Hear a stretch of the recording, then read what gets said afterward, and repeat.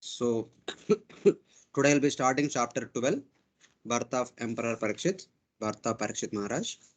So in this 12th chapter, Sudha Goswami describes how King Yudhishthira celebrated the birth of Pariksit Maharaj and heard his future life from the Brahmanas.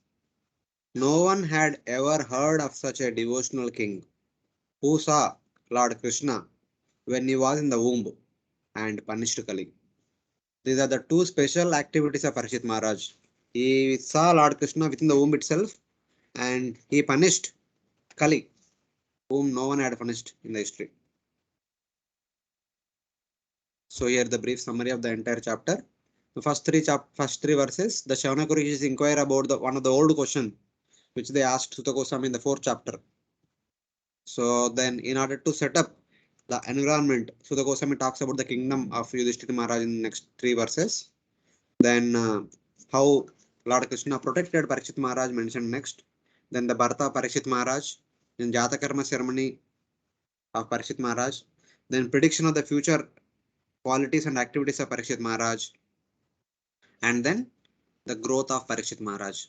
So all these things are kind of mentioned in this chapter. This is a small chapter. Shaunaka Uvacha अश्वत् अश्वत्थाम्नोपसृष्टेन ब्रह्मशिष्णोरुतेजसा उत्तराया हतो गर्भा ईशेन जीविता पुमा.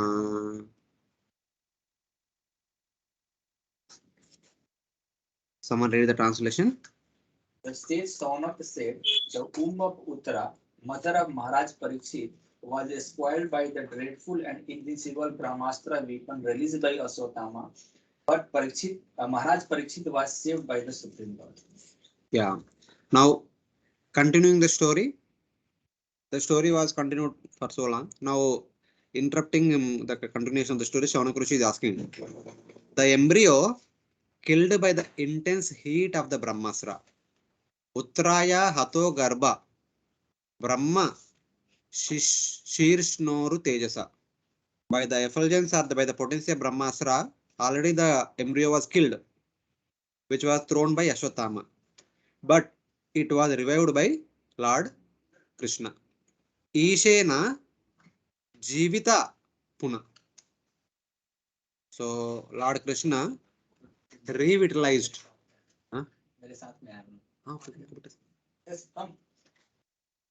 So though they already lost their life, Pariksit Maharaj already lost his life, but still he was revived by Lord Krishna. So basically, Shaunaka Rishi is kind of giving brief summary of what he had understood in the past based on his hearing from Sutta Goswami. So Sutta had promised to tell about Parikshit's birth in the 7th chapter. At the in somewhere in the middle of 7th chapter, beginning only, he tells that I will talk about the birth and activities of Parikshit Maharaj. But he was sidetracked in reciting the sweet topics. How Parikshit was protected in the womb of Uttara. Then the prayers of Kunti. If you see, starting from 12th verse of 7th chapter, it tells in the 12th verse. Okay, I will now recite the appearance and activities of Parikshit Maharaj. In order to speak about the appearance of Parikshit Maharaj, he speaks about Ashwatthama being punished by Arjuna. Then out of anger, in order to take revenge, Ashwatthama releases a Brahmastra. Not one Brahmastra, but 6 Brahmastras to kill the 5 Pandavas as well as the one used in the womb of Uttara. So understanding something is going to torment her. Uttara took the shelter of Lord Krishna while he was about to depart from Hastinapur. Then hearing Uttara's pleas, Lord Krishna protected Uttara's womb by his Brahmastra. Then Kunti Maharani offered her prayers of gratitude. Then when he was Krishna about to leave, Yudhishthira Maharaj comes and stops him. Yudhishthira Maharaj, by his request, Lord Krishna stays there, takes him to Battle of Kurukshetra. Bhishma speaks on various topics elaborately. Then he leaves his body. Then comes back to Hastinapur. Yudhishthira was coronated. Then While Krishna was departing to Dwaraka, the ladies of Hastinapur offered their prayers of gratitude. Then in Dwaraka, they received him very nicely. All these things were mentioned. So it seems that there is a detour than the original topic. Shaunaka, desiring to hear about Pariksit birth, again asks about the birth of Pariksit Maharaj. Sorry. So this is the inquiry in the past. So when Lord Krishna protected Ashwatthama, oh powerful Lord, this arrow of burning iron is pursuing me. Oh Lord, let it burn me up, but let it not kill my child. So this was the request of Uttara. When Lord Krishna was about to depart from Hastinapur, Uttara requested Lord that the Brahmastra released by Ashwatthama is pursuing after me. Let it kill me, no problem. Let my son be saved. Because for only this person, all the Pandavas are living. Otherwise, there is no point in them sustaining their life. Then, couple of verses later, responding to the prayers of Uttara, Lord Krishna actually saved that child. Antastha sarva bhutanam atma yogeshwaro hari swa mayaya avrunod garbam Vairatya Kurutantave. In order to protect the lineage of Pandavas, Lord Krishna entered into the womb of Uttara and covered the embryo of Pariksit Maharaj so that that embryo will not be affected by Brahmastra released by Ashwatthama. So like that, it was said in the past. And taking reference from these two, now Shaunaka is telling that we have understood that though the embryo was already killed by Ashwatthama's Brahmastra, but Lord Krishna revived it. And they continue in the next two verses. तस्य जन्मा महाबुद्धे कर्माणि च महात्मना निधनं चायतैवासेत् सा प्रेत्या गतवान् यथा तदिदं श्रोतुमिच्छामो गदितुं यदि मन्यसे ब्रूहि नाश्रद्धदानानां यस्य ज्ञानम् अदशुका.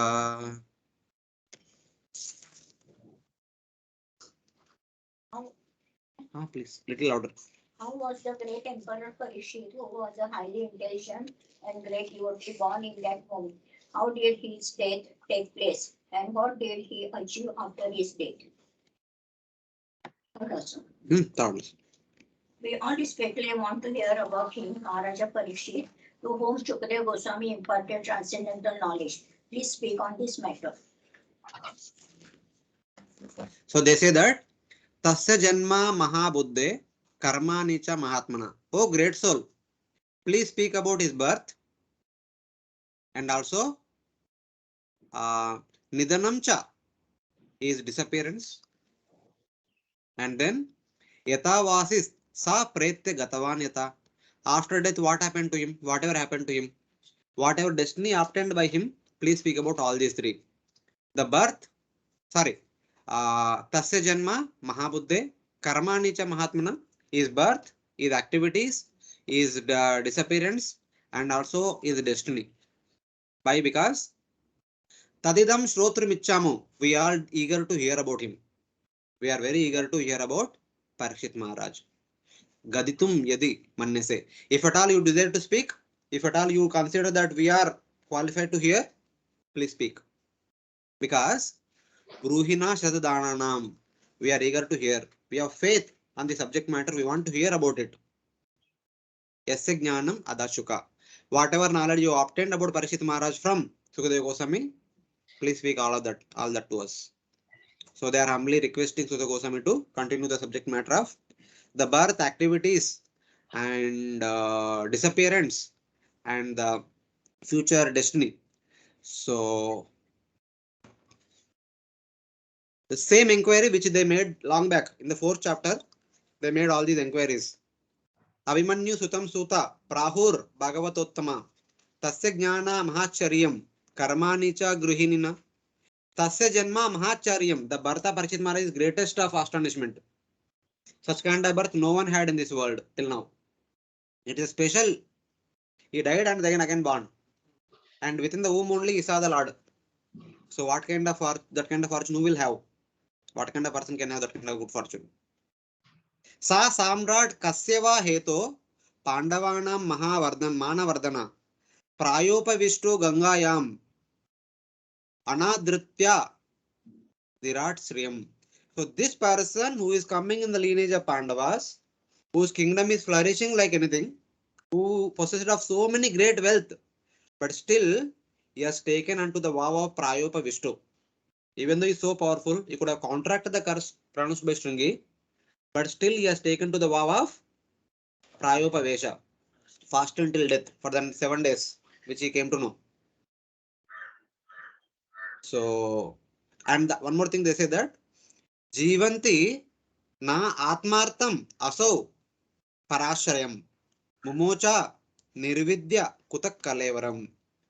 He is not a ordinary person. The entire world is depend upon him. And that person renouncing his kingdom, renouncing his kinsmen, renouncing his opulences, renouncing the surrendered people upon him, he has taken to the vow of fast until death.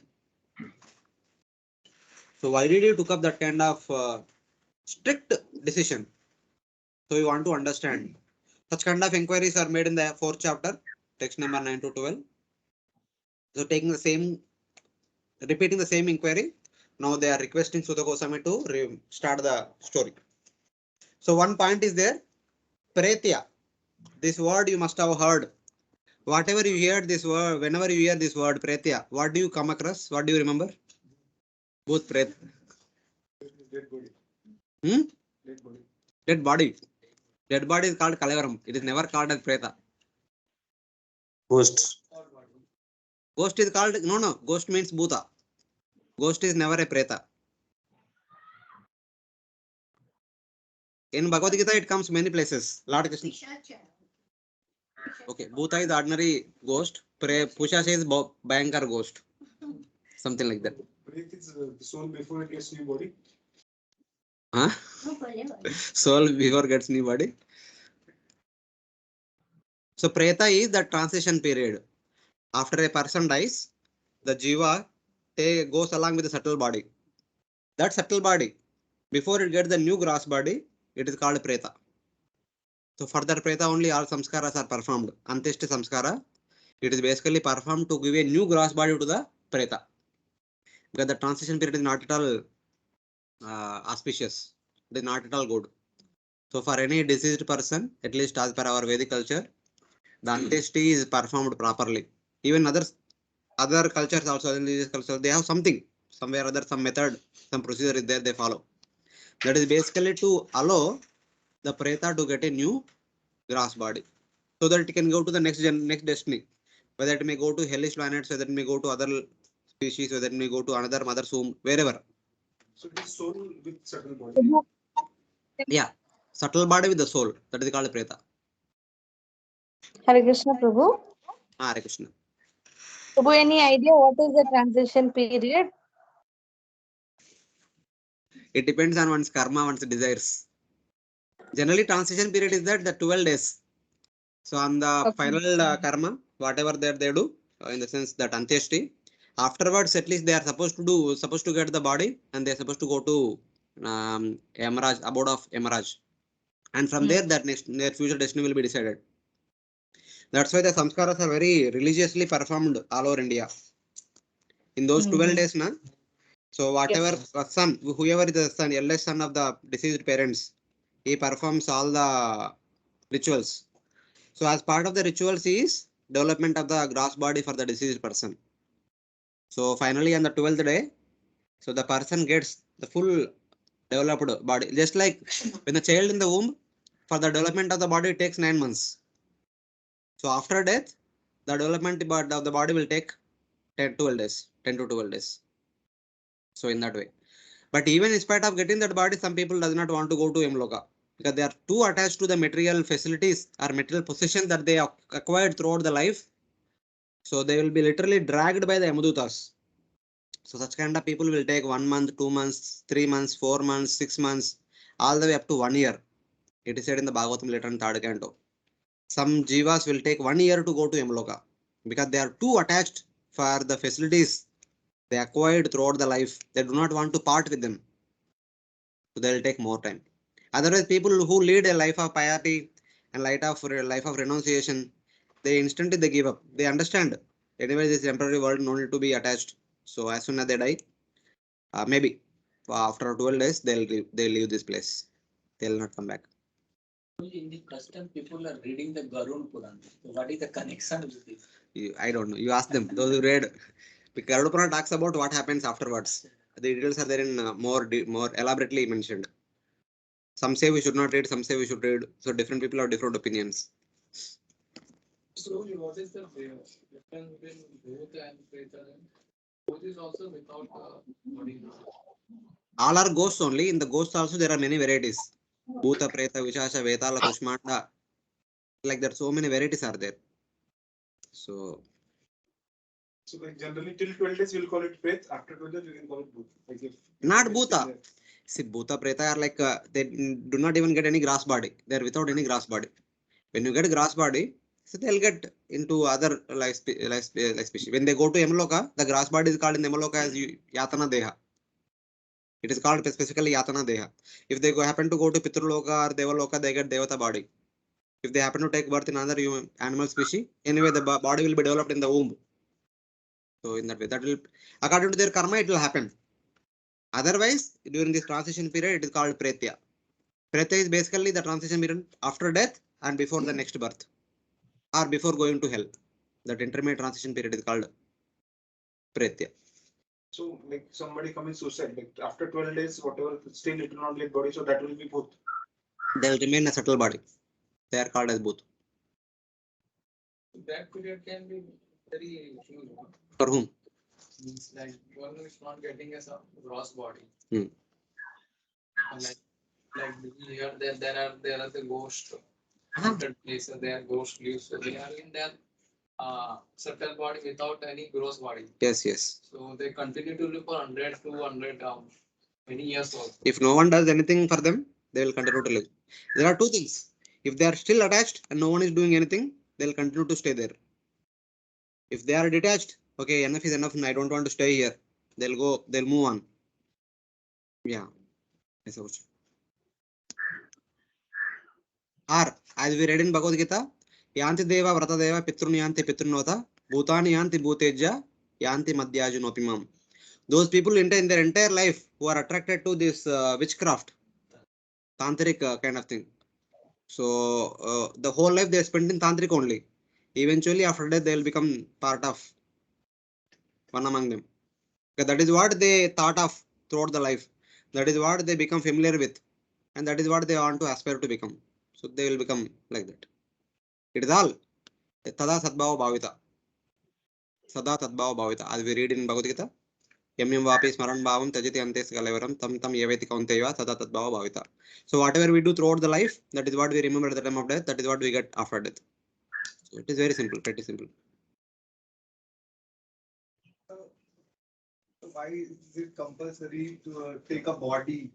Like if one has died, so now there is no need to have a body. So why we want that preta to have a body? So it should be liberated now. Should not come back to the life again. Okay. After 10th class, in plus 1, which subject you have chosen? Which stream? Biology science. BSc, We say- MPC, BPC, something we say. Yes. Why you have chosen that? Well, I was interested in that subject. You had interest to choose it. We have so many desires. In order to fulfill all those desires, we need to accept different bodies. Currently, you are wearing a check shirt. So tomorrow you want to wear a plain shirt, a formal plain shirt. Yes. For that, today you will go to market, you will purchase.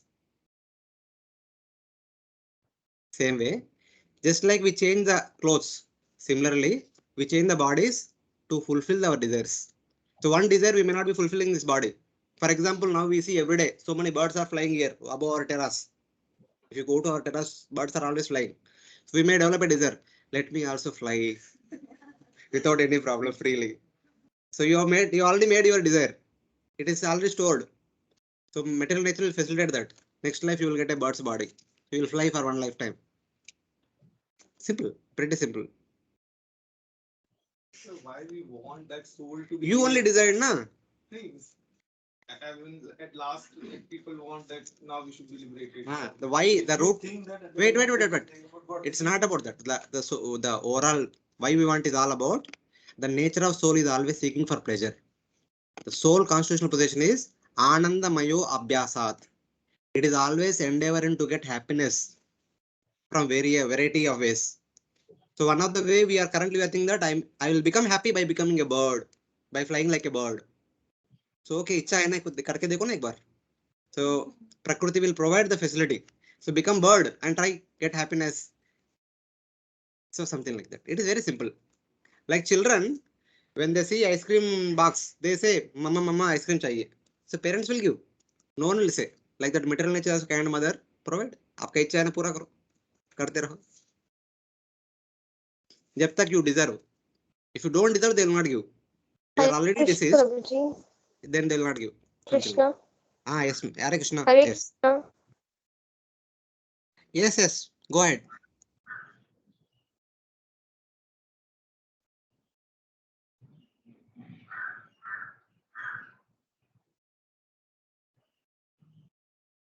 Ultimately, everything boils down to our desire. What do we want? Simple. If we want to enjoy in this material world as long as possible, we'll continue to stay here. We want to stop this. So we need to work on it. It is not only that desire, we need to work for it also. You had a desire to buy a plane shirt, but you need to have money also. If you don't have money today, you will work hard for the next couple of days. Third day, when you get sufficient money, you will get the shirt. Same way, in order to fulfill our desire, we need to have that karma also. So desire plus karma will facilitate our fulfillment of our desire. So in that way, we need to acquire that sukriti or whatever.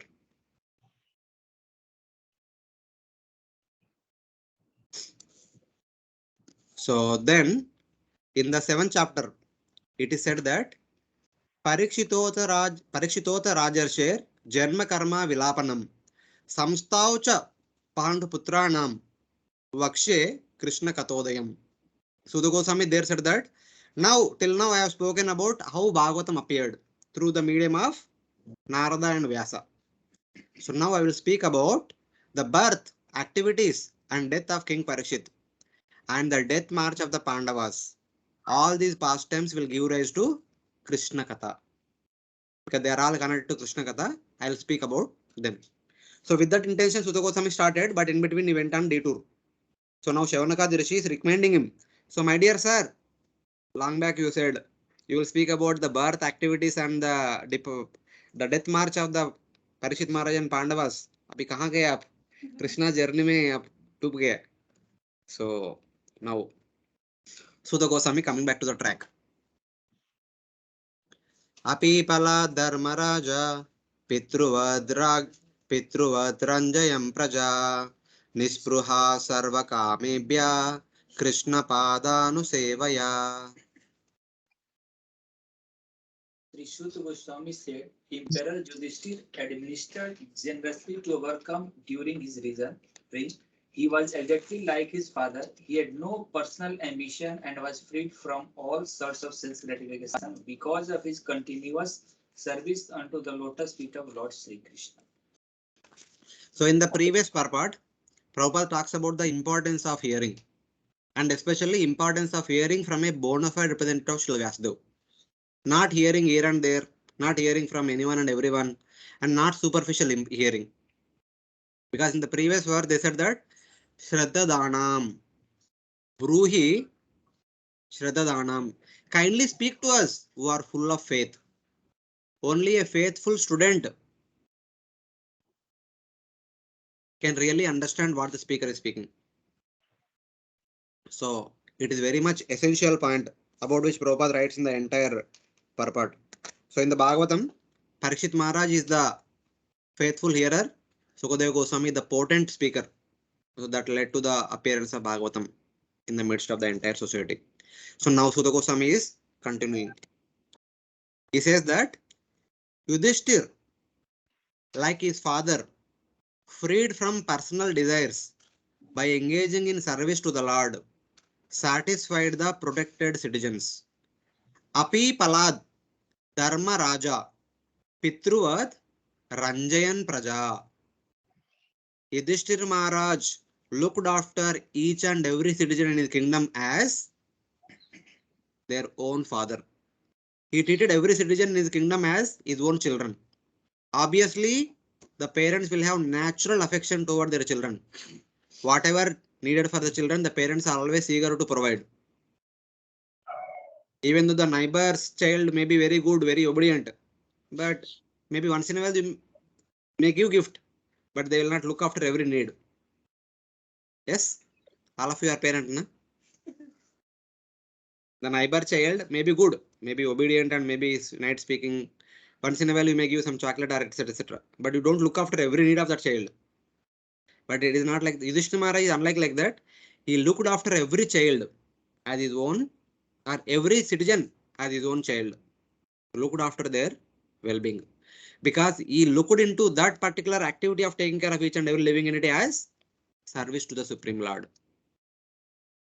Krishna Padanu Sevaya, because that was the instruction of Bhishma. That was the instruction of Lord Krishna to take care of the people. So accepting the service of taking care of the people as the service to Supreme Lord, Yudhishthira Maharaj performed his duties and is satisfied and protected all the citizens like a kind father does. So that was the reason in the previous chapter we discussed, 10th chapter, I suppose. Though it was the fag end of Dwapara Yuga, but as Yudhishthira Maharaj was ruling, it was as good as Satya Yuga. That was the greatness of Yudhishthira Maharaj. Those 35 years when he ruled, it was like fully Satya Yuga. There were no traces of Dwapara Yuga.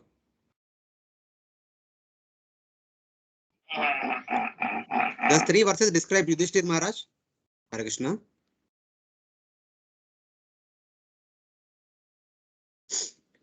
Three verses describe Yudhishthira Maharaj in order to indicate the cause of attaining such a grandson was his attachment to Lord Krishna. So Yudhishthira Maharaj is not an ordinary person, and an ordinary person does not get a sir. An ordinary person gets an ordinary son, but he's so extraordinary, he will get a extraordinary grandson, Pariksit Maharaj, who will be his grandson. So in order to indicate that what kind of person is he, and what kind of person is going to be born in his dynasty. So that is the subject matter of this chapter. So this was the shloka from 10th chapter which I was referring to. Nishamya Bhishmoktam Atachutoktam Pravrutta Vignaya Viduta Vibrama Sa Shasagam Indra Ivajitashraya Paridyupantam Anujanu Vartita, where it is said that after hearing the words spoken by Bhishma and also the words spoken by Lord Krishna, and thereby gaining knowledge and removing ignorance, Yudhishthir Maharaj, having taken shelter of Krishna, ruled the earth, extending to the oceans with the cooperation of his 4 brothers, just as Indra, having taken shelter of Upendra, rules over heaven, extending in all directions with the compliance of Upendra. Just like Indra, having taken shelter of Upendra Lord Vamana, ruled over the 3 planetary systems which are extending in all directions. Similarly, Yudhishthir Maharaj taking shelter of the remaining 4 Pandavas, following the instructions of Bhishma, under the guidance of Lord Krishna, ruled over the entire earth for the next 35 years and brought Satyayuga even at the fag end of Dwapara Yuga. This is the glorious rule of Yudhishthir Maharaj.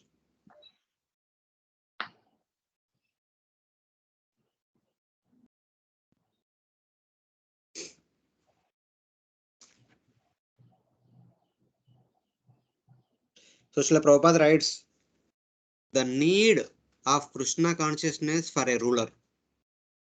If the ruler is not Krishna conscious, he cannot impart Krishna consciousness throughout the kingdom. Because all the Vedic literatures always indicate that the king is the direct representative of the Supreme Lord. Because it is the responsibility of the Supreme Lord Vishnu to maintain the universe. Brahma's responsibility is to create. Lord Shiva's responsibility is to annihilate. Lord Vishnu's responsibility is to maintain. So he gave that responsibility to the Devatas at the heavenly level, and he gave that responsibility to the king on the earthly level. So in one sense, the king is the direct representative of the Supreme Lord. So it is his responsibility to maintain the Varnasrama Dharma, Sanatana Dharma, so that people will have the opportunity to follow Sanatana Dharma and go back home back to Godhead. So in that way. So Prabhupada says that unless until they are Krishna conscious, how can they fulfill the desire of the Supreme Lord? Because it is Lord's desire, the king is supposed to rule the kingdom and provide all the facilities necessary for the people to practice their sadhana. If king himself is not interested, he is only interested in exploiting the people, then people also become exploited too. Yata Raja Tata Praja. If king is Krishna conscious, people will become Krishna conscious. If king is exploited too, people will become exploited too. That is common expected thing. There is a need for science of Krishna in human society for all the suffering humanity of the world. And we simply request the leading personalities of all nations to take to the science of Krishna for their own good, for the good of society, and for the good of all the people of the world. So it is confirmed herein by the example of Yudhishthira Maharaj, the personality of goodness. Yudhishthira Maharaj is a personality of goodness, and every king or every leader should be like that. Then only it will do good for oneself, it will do good for the entire society. In India, the people anchor after Ramarajya because the personality of Godhead was the ideal king, and all other kings or emperors in India controlled the destiny of the world for the prosperity of every living being who took birth on the earth. So even today also we say that whenever politicians go on the contestants, they always speak about we'll bring Ramarajya, we'll bring Ramarajya. So without bringing Rama in our heart, how can we bring Ramarajya in the society? So first we need to bring Lord Ram inside our heart, then we can see Ramarajya outside. So otherwise it is not possible.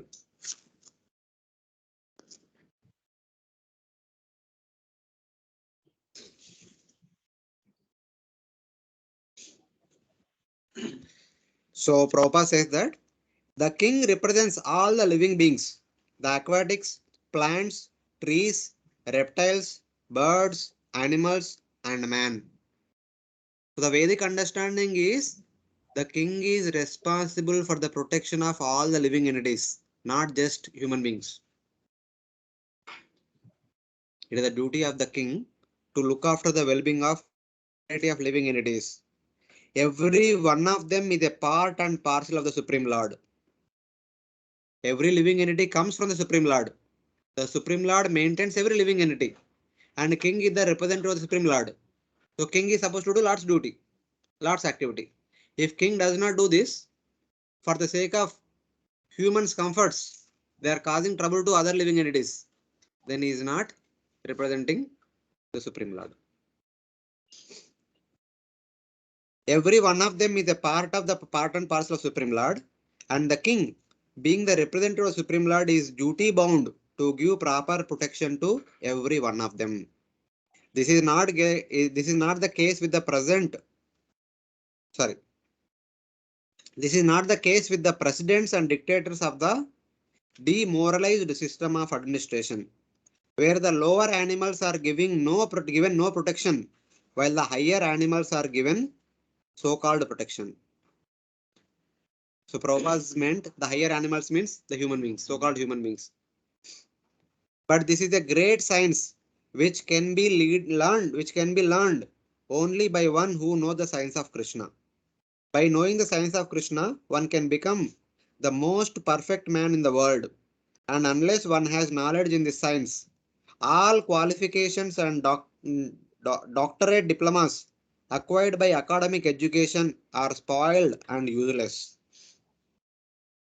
Maharaj Yudhishthira knew the science of Krishna very well, for it is stated here that by continuous cultivation of this science, or by continuous devotional service to Lord Krishna, he acquired the qualification of administering the state. It is not that he is a king, that's why he became a devotee. Because he is a devotee, he became a good king. So like that, Srila Prabhupada establishes here. So because he himself is a devotee, as a king, he facilitated for everyone else to become devotee. That was the thing. Even if you see Ramayana, when Lord Rama was ruling, though it was Treta Yuga, it was like Satya Yuga. When Lord Rama went back to Godhead, the entire Ayodhya city, not only Ayodhya city, the entire Ayodhya kingdom went back to Godhead. None of them stayed back. That is the effect of wonderful rulership. So that is the purpose with which the Supreme Lord comes again and again in this material world, performing various pastimes just to attract all of us. And a king, being the representative of the Supreme Lord, supposed to provide the necessary facilities so that people in general will go back, come back to Godhead. So that is the purpose of a king. So that purpose is very nicely fulfilled by Yudhishthira Maharaj here in this thing. So it is like that. Hare Krishna, are you able to follow?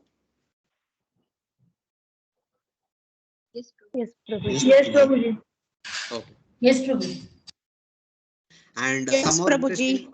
some more interesting things about his kingdom are mentioned. Sampada krutavo loka Mahishi brataro mahi Jambudvipadi pancham cha Yashascha tridivam gata Kim te kama suraspara Mukunda manaso dvija Abhijagrur mudam rajna Shuditasya tetare. These ancestral planets about Maharaja Yudhishthira's worldly possessions, the sacrifices by which he would attain a better destination. Brothers, his extensive land, his sovereignty for the planet Earth, and his fame, etc. Populace of so instant that but because he was observed in the service of the Lord, he could satisfy him except the Lord's service.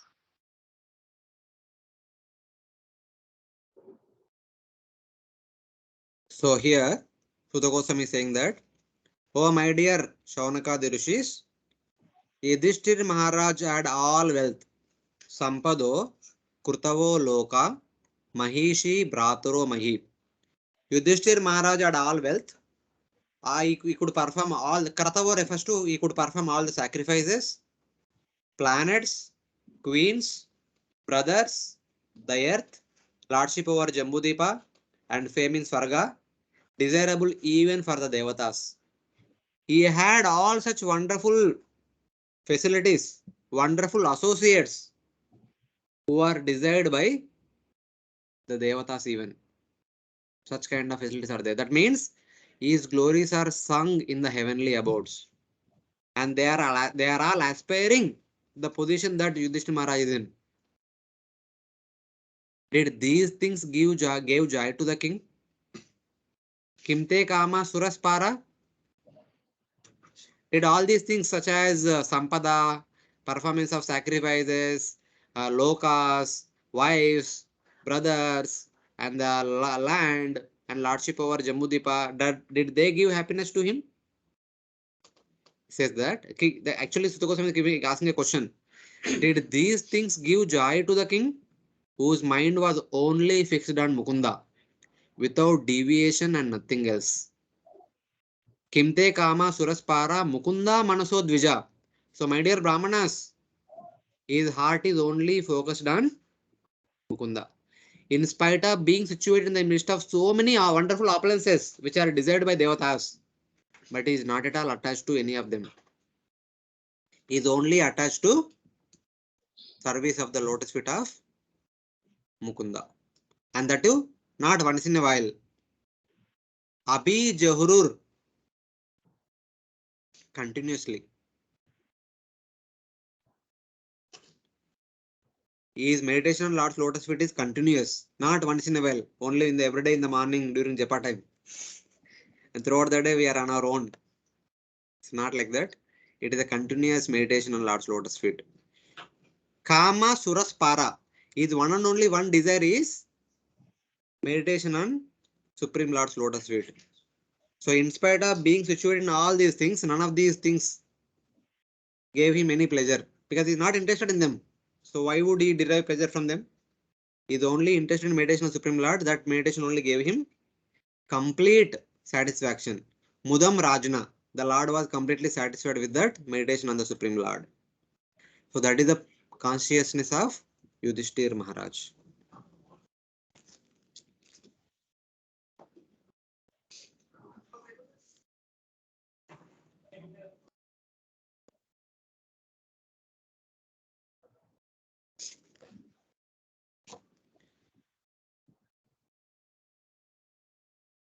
The wealth and other items were desired even by the Devatas. Did these things create happiness for the king? No, certainly not. The reason is given. Because he was always thinking of Mukunda, other things, including the sandalwood garlands offered in honor and all the variety of garments and ornament that they might be wearing, none of them gave him happiness ever. Because he was completely situated in his meditation on Lord's lotus feet. So Prabhupada writes some of the interesting points. What kind of meditation all of us should possess? Taking the example of Yudhishthira Maharaj, he says that one must qualify oneself to enter into such happy planets by performing sacrifice and service.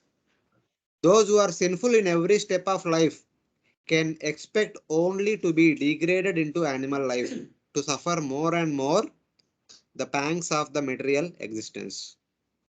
If at all one wants to be perpetually happy, one should take shelter of devotional service. Otherwise, by taking shelter of sinful activities, one is expected to perpetually put into continual miserable existence by entering to lower species. So, like that, Prabhupada says in this first verse per part, fifth verse per part. In the sixth verse per part, Prabhupada writes, when one is in his proper senses, by attainment of the spiritual knowledge, by taking shelter of the spiritual knowledge, one realizes that one is not the master of the material world. If without spiritual knowledge, the living entity in general thinks that I am the Lord, I am the master, everything that is under my control. It is natural to think of that this home belongs to me, this vehicle belongs to me, these people belongs to me, they are all meant for my enjoyment. It is very natural. Anyone can think of that.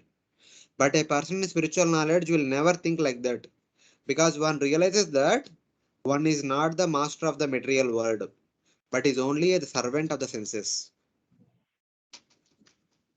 Being controlled by the 14 senses, 5 jnanendriyas, 5 karmendriyas, 4 antakaranas, man, buddhi, ahankara, chetana, the living entity thinks oneself as the Ishvara. Ishvaroham, aham bogi, siddhoham, balavan sukhi. He thinks that Ishvaroham, I am the Ishvara, I am the Lord, I am the master. So, and hence, I am the enjoyer. I am to be served by all these people. This vehicle is meant for my enjoyment. These people are meant for my enjoyment. They are meant to serve me, to give me enjoyment. And these properties are meant for my enjoyment, something like that. But Siddhoham Balavan Sukhi. I have acquired so much today, I can acquire many more tomorrow. And thus, I can become the most powerful person in this world. And hence, I will become more happiest person in this world. That is the mentality of the person in this material world. But not a person with spiritual knowledge. A person with spiritual knowledge understands that all these days I was thinking I am the master. Everything that I survey, but actually I am I am only the servant of my senses. My senses are kept under me, under their control. Kept me under their control. So I am simply serving their whims and fancies. So it is like that. You said man, buddhi, ahankar, chetna. Ah. So chetna is soul? Soul nahi. Chetna is consciousness. Soul is Atma. Consciousness is how to perceive. Are you alive? Yes. That is the function of Chetana. Chetana will inform you that whether you are alive or not. Because of the soul. Yeah. Chetana is that one thing which is still active even in your deep sleep. When you throughout the day, your entire bodily faculties are active. Your eyes are active, nostril is active, the mouth is active, the ears are active, hands are active, everything is doing their function. Yes, the AC is coming up. You get to hear some noise, you get to hear some chillness, you get to experience some chillness, etc. So many things are there. But when you go to sleep, what happens? When you go to sleep, what happens? Everything gets. They are also sleeping. The senses also sleeping. The ears also become sleepy and no nostril becomes sleepy. In the sense, nostril does not experience the smell, fragrance. Eyes become sleepy. The mouth does not speak. The tongue does not taste. The hands does not experience the sensation. When you are in good sleep, deep sleep. But two things are still functional. You know that? No, not mind. Mind also goes to sleep. In dreamy state, mind is active. In deep sleep, you even forget who you are. In deep sleep, you will not even know that who you are. That is the function of deep sleep. But two things are still active. No, not ear. Ear also sleeping. Forget about subconscious or conscious. Breathing. Will you continue to breathe? Heartbeat is a concomitant factor of the breathing. If you stop breathing, heart stops beating. In due course of time. It is a concomitant factor. Both are interdependent. So, second thing is you are conscious that you are alive. These two things are there. After you get up from deep sleep, will you continue to remember who you were? Yes or no? In death also, none of these things will function at the time of death. After new birth, we will forget who we were in the past life. Yes. But in the deep sleep, when you get up, you will remember because you are still, that consciousness is still active. That is the continuation factor for you the day before to the day next. So that also becomes inactive at the time of death. So in the next life, you will forget that who we are in the previous life. So in that. So consciousness means that is that subtle knowledge. The conscious, which is informs us about astitva, our existence. That is also another. Other than the soul. Yes, it is not the soul. Soul is the another element, entirely different.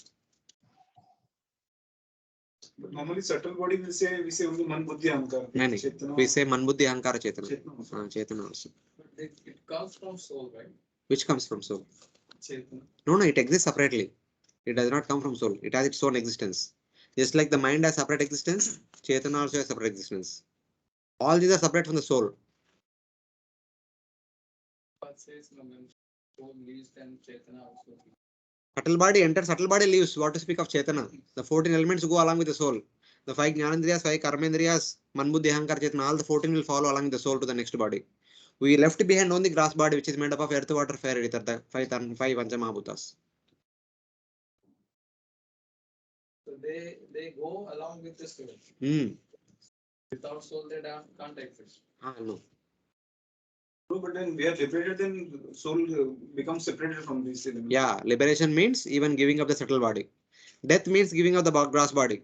Liberation means giving up the subtle body also. So when we give the subtle body consisting of the 14 subtle elements, Jiva will be qualified to go back home back to Godhead. Either Sayujya or Vaikuntha. In this spiritual world, then how can he remember how to do the service of the Lord? Because by senses he have done, by mind he have thought, but everything is just left in this material world. Then how can remember I can do? Okay, I'll give you a simple example. After this classroom, the first thing what you do is you wear your chappal or your shoes or sandal, whatever it is. You walk with them. Without them, can you walk? Something like that. We are using this body to perform all the variety of activities. Even without the body, also soul can perform, but may not be here, may not be in the material world. In the spiritual world, in the spiritual state, the soul itself has all the bodily limbs. It can perform all the activities. But this is a material world made up of 3 modes. We need a instrument which is also made up of 3 modes. Are you getting? Spiritual world is completely made up of Chit Shakti. So there your spiritual body itself perform all the activities. But now you have come into a material world which is made up of 3 modes. So here you need a instrument which is also made up of 3 modes. With that only you can perform activities. Without that instrument, you cannot perform activities. Something like that. The soul by nature has all the abilities, but it cannot act here because we are in a different world. Here we need a local apparatus. Just like a person dies, out of body experience, you might have heard about it. While operation is going on, the person comes out of and he afterwards he tells, I came out, I saw doctor is performing surgery and the nurses are helping him and doctor is saying this and nurses are responding like this.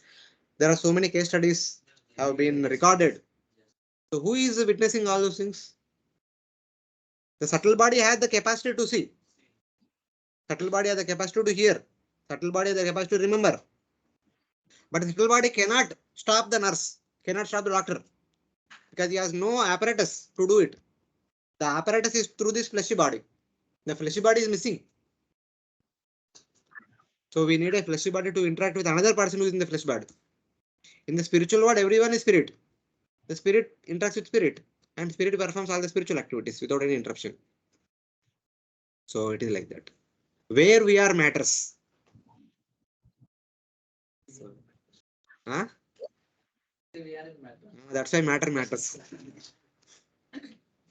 So it is like that. Hare Krishna Prabhu ji. Yes, Prabhu. Welcome back. Thank you Prabhu ji. प्रभु जी ये पूछना था जैसे वो 7 chapter 4 श्लोक में बोल रहे हैं कि भूमिरापो नलो वायु कम मनो बुद्धिरेव च अहंकार इति में भिन्न प्रकृति रष्टधा, तो उसमें 8 प्रकार की प्रकृति भगवान बोल रहे हैं. हाँ यस. तो उसमें ये चेतना का कंपोजिशन क्या है? जैसे हम मान सकते हैं कि 5 जो भी हमारा ग्रॉस है वो 5 महातत्व से बनता है और बाकी जो भी सटल है वो समझो ये मन बुद्धि और अहंकार की बात की है, उसमें चेतना की बात नहीं की. हाँ yes तो yes. Whatever Chetna is being told to first class student, that is not the complete education. When you come to second class, you will be told more. You will be informed about more things. The subject matter does not stop at first class only. It will increase gradually as you go forward. My dear sir, remember that you have come to Bhagavatam class. You have come to Bhakti Vaibhav course. Things will increase. नहीं मैं बस ये Everything will पूछ रहा not था stay there जैसे only. मतलब मेरा बस ये पूछने का है कि चेतना is altogether different element और मेड अप ऑफ फ्रॉम मन बुद्धि अहंकार. It is fourth element different from them. Okay, different. You will get to understand about Chetana more details in second canto and third canto. Okay. Now you are graduated. Don't remain there only. Ji Prabhu ji. Hare Krishna, others are able to follow? Yes, Prabhuji. Yes, Prabhuji. Yes, Prabhuji. Yes, Prabhu.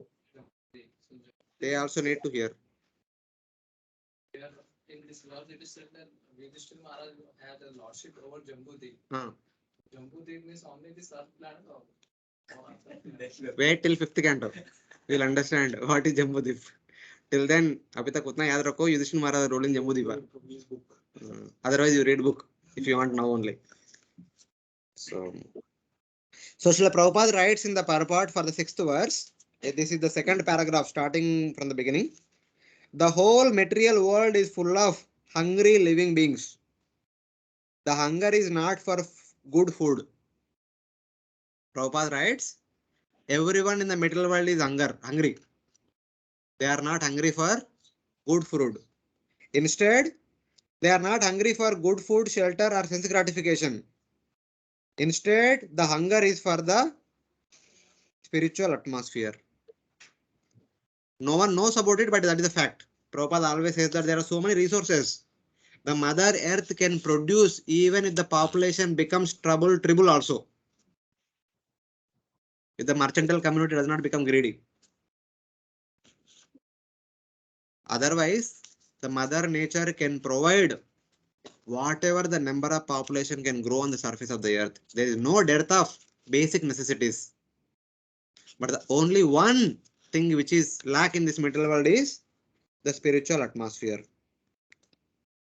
Due to ignorance only, they think that the world is dissatisfied because there is no sufficient food, shelter, defense, and objects of sense gratification. This is called illusion. Because many times we discussed in the Bhakshasri also, the 90% of the resources are in the clutches of 10% of people. Obviously, the remaining 90% will be in poverty. One man's greed puts 10 people in hungry situation, in the poverty situation. So that is because of the people's greediness. Otherwise, material nature is always ready to provide the basic necessities for everyone. There is no way the Supreme Lord's creation is lack in production. But because our own inhuman activities, we are simply damaging ourselves. So it is like that. So then Prabhupada says that in at the end of the paragraph, such hunger can be satisfied only when the living being is situated in immortality, which is attained in the spiritual sky, far, far above the Brahmaloka, in the association of Lord Mukunda, the Supreme Lord, who awards his devotees the transcendental pleasure of liberation. Because the soul is seeking for conscious pleasure. The material body or the material world cannot provide continuous satisfaction. Only the spiritual body and the spiritual world can provide one perpetual happiness. The material world cannot provide that. Because as Lord Krishna defines, material world is Dukkalayam Ashashvatam. Soul is searching for Anand, happiness. But when we say that soul is Sachit Anand, like self-sufficient, it doesn't. I not said soul is searching for happiness. Ananda Mayo Abhyasat. Soul is always seeking for happiness. Soul, by nature, soul is supposed to be in happiness. So, in order to provide the happiness of the soul, the ahankara, the mind, the intelligence, the senses are making so many endeavors. When people hear about a new restaurant is coming up here, what the mind says, let me try once, let me enjoy once. The senses and mind are trying to facilitate the enjoyment of the soul by material means. But the material enjoyment avoided by the material world is Dukkalayam. Ultimately, temporarily it may be giving happiness, but ultimately it leads to misery only. Yehi samsparshaja boga.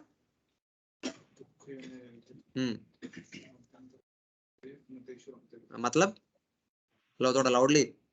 They also listen. The intelligent people do not take pleasure in the sense pleasure.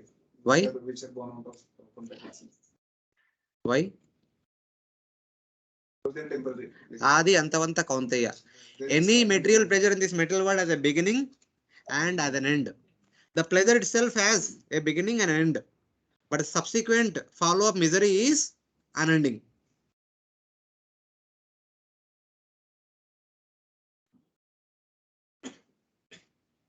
Yei samsparshaja boga dukkha yonaya evate. The boga, which is due to the interaction of the senses and sense objects, will lead to the birth of misery.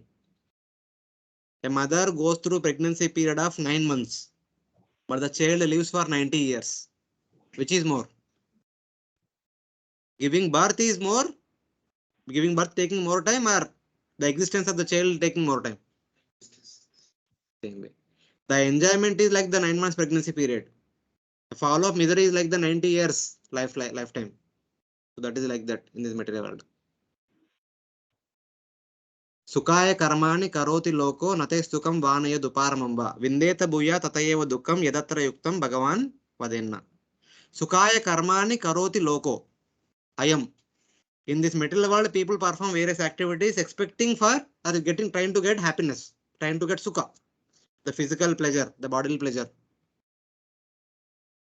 To hear nice music, to smell fragrant fragrances, to see beautiful things, to touch smooth objects, and to taste all tastable cuisines, etc. All five senses, they are looking for them only. Nothing more than that. But the nature of this material world is whatever one may do, one can neither diminish the previous misery, one does not get the expected happiness. Instead, they begin new activity. Okay, this activity is not giving me expected pleasure. Let me do another activity. There, one gets more misery only. Like that, one is continuously put into perpetual misery. So that is the nature of material world. Kshulla sukha mahadukka. We perform various activities to get kshulla sukha, but we end up getting mahadukka. That is the nature of material world. The world is designed like that. What should be done to If we are put into a furnace, what is the nature of a furnace? Heat up. So how will you come out of that heat? Let Prabhuji tell. Huh? Coming out. Coming out. Just same thing. So go out of this material world. That's what Lord says. So means we are bound to experience all that. Yeah. As long as we are here, we are bound to experience. No way out. If we are in Mumbai, if we are traveling on the Mumbai roads, we are bound to experience the Mumbai traffic. Are we not? Whether we may be traveling on our personal vehicle or private vehicle or public vehicle. How we can avoid that? Maybe traveling over here. You can avoid that. Something like that. Same way it is. As long as we are in the material world, we are bound to go through that experiences. Only when we come out of this, when we get out of this and go to spiritual world, where there is no perpetual misery, there is perpetual happiness for the jiva.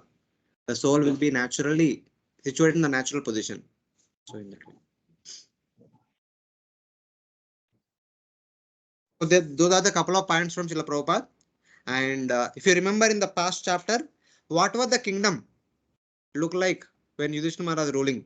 Why would the Devatas desiring the opulences or the facilities that are there in the kingdom of Yudhishthira Maharaj? The list was shown in the previous chapter. The clouds rained sufficient water. If you remember, we discussed about it. The clouds would rain every night to the extent is required. Whatever amount of water is required, that much only would come in the night time. And the rain would never come during the daytime, causing disturbance to their activities. It is not that rain would only come in the 4 months of the rainy season, not like that. Whenever the rain is required, some water is required, rain would come. It may be summer time, winter time, or rainy season. Immaterial to the season, the rain would come only on the requirement. The earth yielded all desired products. The cows with full of udders in joy sprinkled milk in the cow pens. We discussed this elaborately that day. There were so many cows in the cow sheds. After milking the cows, the udders are still full. The milk was overflowing from the cow sheds and it was going like the streams out of the cow sheds. And nowadays we don't have even cow milk. We are only seeing chemical milk. So that is the situation now. There are no Deshi cows all over India now. Maybe they are there here and there, but very rarely. All are hybrid cows only. And the hybrid cows are created only for giving milk. And in the, what do you say? In the cow sheds, they not even milk the cows with their hands. They use the machines and all. They actually take out the last drop of milk. See the contrast. The rivers, oceans, mountains, trees, shrubs, and herbs of that kingdom yielded their products in every season. While Yudhishthira ruled, the living beings suffered no anxieties, no sickness, no corona, or no inconveniences caused by material nature, or by other living beings, or by themselves. No tapatraya. That was the situation during Yudhishthira Maharaj's rule.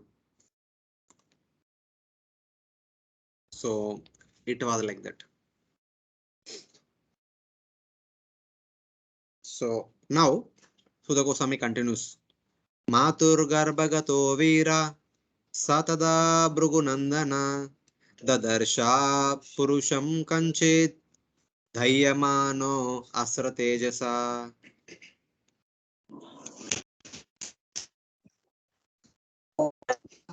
sovereign Hare Krishna, your voice is not was in the audible. womb. Hare Krishna Mataji, your voice is not audible. Somebody else can read. O son of Bhrigu, Sonaka, when the child Pariksit, the great fighter, was in the womb of his mother Uttara and was suffering from the burning heat of Brahmastra thrown by Asustama, he could observe the Supreme Lord coming to him. O son of Bhrigu, the courageous hero Pariksit, even while in the womb of his mother, burned by the heat of the weapon of Brahmastra. But he also saw the form of the Supreme Lord. Dadarsha Purusham Kanchit. He saw a special personality even within that womb while he was getting burned by the Brahmastra. This is the special feature of Pariksit Maharaj.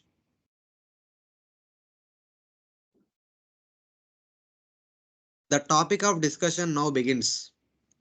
The birth topic of Pariksit Maharaj now just begins. Because of his natural courage, he was not afraid of the fire of the weapon. Pariksit Maharaj, being a Kshatriya, even while in the womb, he was not afraid of the Brahmastra. He was still fighting with the Brahmastra. His first perception of the objects by his mental eyes was the form of the Lord. Even that time while he was in the womb, his gross body is not yet completely developed.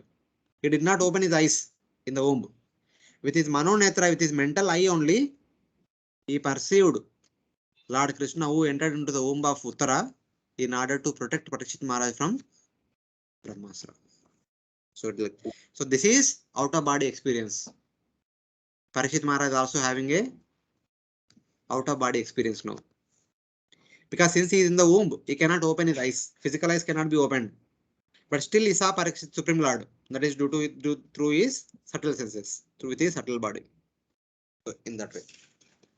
So in the purport, Prabhupada writes, death generally involves remaining in trance for 7 months. Someone can read the purport, the one paragraph.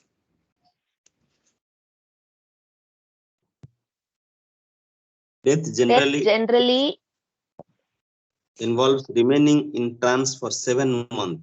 A living being, according to his own action, is allowed to enter into the womb of mother by the vehicle of father's semen, and thus he develops his desired body. This is the law of birth in specific bodies according to the one's past actions. When he is awake from trance, he feels the inconvenience of being confined in the womb, and thus he wants to come out of it, and sometimes fortunately prays to the Lord for such liberation. Maharaj Pariksit, while in the womb of his mother, was struck by the Brahmastra released by Asustama, and he was feeling the burning heat. But he was a devotee of Lord. The Lord at once appeared himself within the womb by his all-powerful energy, and the child could see that someone else had come to save him. Even in that helpless condition, the child Pariksit endured the unbearable temperature due to his being a great fighter by nature. And for this reason, the word viraha has been used. Viraha nahi, Veera. Veera, the chivalrous. So Prabhupada talks about the difficulties the child go through while in the womb. Third canto talks about all these things very graphically. That time we will understand more details. So basically, while in the womb, the consciousness is not developed for 7 months. At the 7th month, the child develops consciousness. Then Bhagavatam says that the child in the womb remembers past 100 lifetimes, whatever one has done in the past 100 lifetimes. And then eventually, at the time of the birth, again forgets. Remember the memory of the past 100 lives. So then the life goes on in the material world like that. After 7th month, when consciousness is then at that time the womb. Yeah, for the last 2 months, 7, 8, 9 months, every living entity remembers their past 100 lifetimes, whatever one has done in the past 100 lifetimes. So, and they make plans what they want to do in this lifetime. while in the womb itself. And eventually when they come out, when right time comes, they execute all those plans. So in that way. So now, Dadarsha Purusham Kanchit. So Pariksit Maharaj, while in the womb, while he was getting burnt by the Brahmastra, he saw a personality. He saw a Purusha. Whom he saw? That person's descriptions are given in the next two verses. Angushtamatra Mamalam Spurat Spurat Purata Maulinam Apivya Darshanam Shamam Tadit Vasasam Achutam. He, the Lord, was only thumb high, but he was all transcendental. He had a very beautiful, blackish, infallible body, and he wore a dress of lightning yellow and a helmet of blazing gold. Thus he was seen by the child. So this remembrance in the womb would be applicable for other animals also in the womb. That is for human beings. Other animals we don't know. Bhagavatam does not talk about others. For human being it is said. The human being remembers whatever one was in the previous 100 lifetimes. Some lifetime one may be human being, some other lifetimes one may be animal, but all those things are remembered. Whether in the animal womb, whether the living entity remembers or not, I don't know. Nowhere Bhagavatam talks about it. Because Bhagavatam is meant for the human beings. So about human beings it is being said. The pure, indestructible, beautiful form was the size of a thumb, Angushta Matram, dark in complexion, Shamam, wearing cloth flashing like lightning, Tadita Vasasam, with a shining golden crown, Spurat Purata Maulinam. Though the Lord is in thumb size only, but still the Lord's complexion is dark in complexion, bluish, and he was wearing yellow garments which are like lightning, and he was also wearing a golden mukut, and he has a beautiful form, and it is Achutam, indestructible form, and is pure Amalam without any material contamination. It is Shuddha Sattva form. Though the Lord extends in all directions, he arranged to become the size of the thumb simply because he became situated in the womb. Since Pariksit Maharaj is in the womb, maybe 7 months old now, so just he can become visible to Pariksit Maharaj. He seems to be appearing like a thumb size. Actually, Pariksit saw the Lord of that size in that particular place. That means inside the womb, only by the inconceivable power of the Supreme Lord. There is no other reason for this, because later on it will say that by the same chapter, verse number 30th, it will say that Saesha Loka Vikyata Parikshit iti ya Prabhu Purvam Drashtum Anudhyayan Pariksheta Naraviha. It says that because he constantly remembered the Lord whom he had seen in the womb and searched for him among all men, he was famous as Parikshit in this world.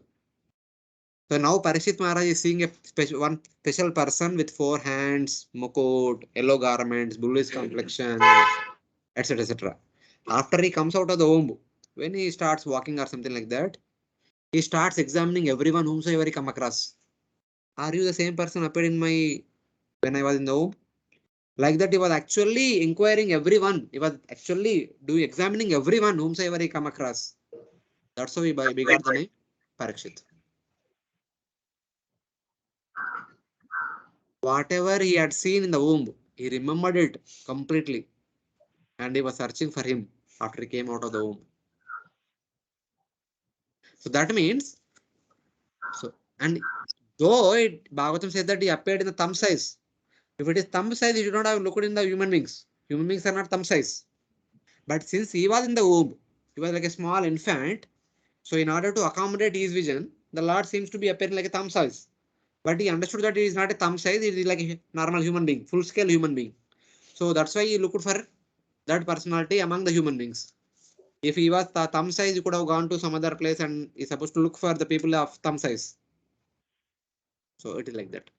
Shnurat, that means what is the significance of that? Wait. That will come. That verse comes. We'll discuss that when it comes. So thus he would not look among men to find that form if it had actually only been the size of a thumb. Whomsoever Pariksit Maharaj saw, if it had only thumb size, so Pariksit Maharaj would not have looked among the human beings. Though he seems to be appearing like a thumb, but he understood that he is one among the human beings and is looking among the human beings.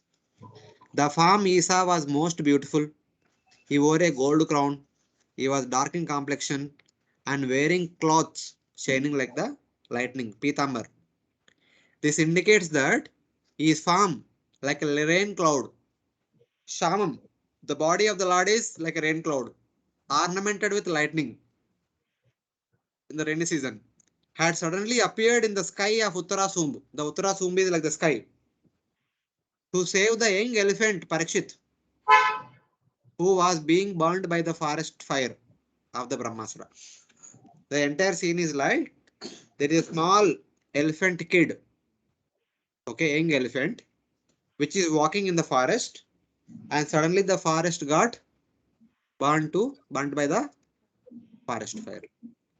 And the Supreme Lord appearing like a cloud along with the lightning stroke. There are clouds now also, but at the beginning of the rainy season there will be lightning strokes, indicating that I am coming. So when the lightning stroke is there, immediately there will be rain. That is the signal. So both are appearing together. That means indicating the rain. It is only rain can stop forest fire. Nothing else can stop forest fire. How much of water we can take, but no water can suffice to stop the forest fire. Only the rain can stop. The Lord appeared like the cloud along with the lightning stroke and comes in the form of rain, stop the forest fire in order to protect Pariksit Maharaj. So this is a special appearance of the Supreme Lord. So somebody might question that is this Paramatma who is there in the heart appearing like the thumb size and protecting Pariksit Maharaj? No. Paramatma is still there in the heart of Uttara. But this Lord Krishna personally entered into the heart of Uttara, entered into the womb of Uttara and protected Pariksit Maharaj. Because later in the second canto, we read about the form of Paramatma. Kechi Swadeshanta Hridayavakashe Pradesha Matram Purusham Vasantam Chaturbhujam Kanja Ratanga Shanka Gadadaram Dharanaya Smaranti. Some yogis meditate upon the Paramatma measuring one Pradesha. The size of Paramatma is one Pradesha, not one Angushta. Here the form of Krishna is one Angushta. Pradesha is the size of our fist. Whatever the size of our fist. Generally it is said that where is Paramatma situated? Where in the heart? Where is the core of the heart? In the Correct. spiritual region of the heart. Where is that spiritual region in the heart?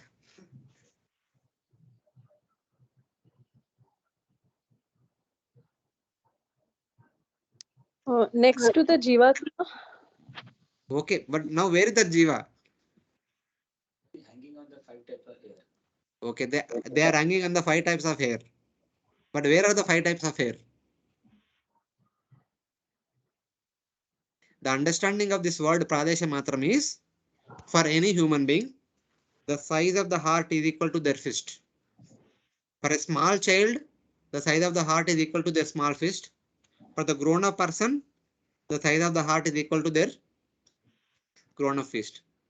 So the Lord stays in the region of the heart. That means the Lord occupies the entire area of the heart. He is there in the entire area of the heart. So that is the understanding. Pradesha Matram, generally Prabhupada translates this as 8 inches. What is the 8 inches? The 8 inches is like this. When you close your 4 fingers and extend the 5th finger, so what is the length is like the 8 fingers, something like that it is said. Not exactly, this is used for 6 inches, but 8 fingers also can be seen approximately. For the big people, the grown up people can have a little bigger. So 8 fingers, you can say 8 inches. So that is, okay, that may be little understanding, but actual understanding is the Paramatma is situated exactly in the region of the heart. So he spread all over the heart. So in that sense. So the Paramatma is measuring one Pradesha who is residing in the heart within the body and who holds the Shankha Chakra Gada Padma. He has 4 hands, and the 4 hands are holding the 4 signs Shankha Chakra Gada Padma. So that is the form of Paramatma. And this form and the previous form mentioned both are different. So the form which entered into the womb of Uttara is not the Paramatma. It is Krishna himself. Vasudeva Krishna himself entered and protected the womb of Uttara. Then further details of his body are mentioned. Srimad Dirga Chaturbahum Tapta Kanchana Kundalam Shatajaksham Gadapanim Atmana Sarvato Disham Paribramantam Mulkabham Brahmayantam Gadamuhu.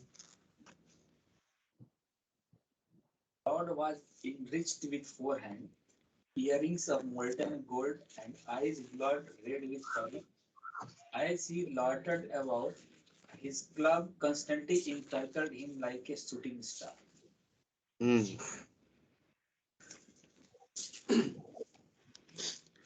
He had 4 long arms. Srimat Dirga Chaturbahum. Bright gold earrings. Tapta Kanchana Kundalam. His eyes were red from anger. Kshatajaksham. He is very angry against Brahmasra. In his hands he was clutching a club.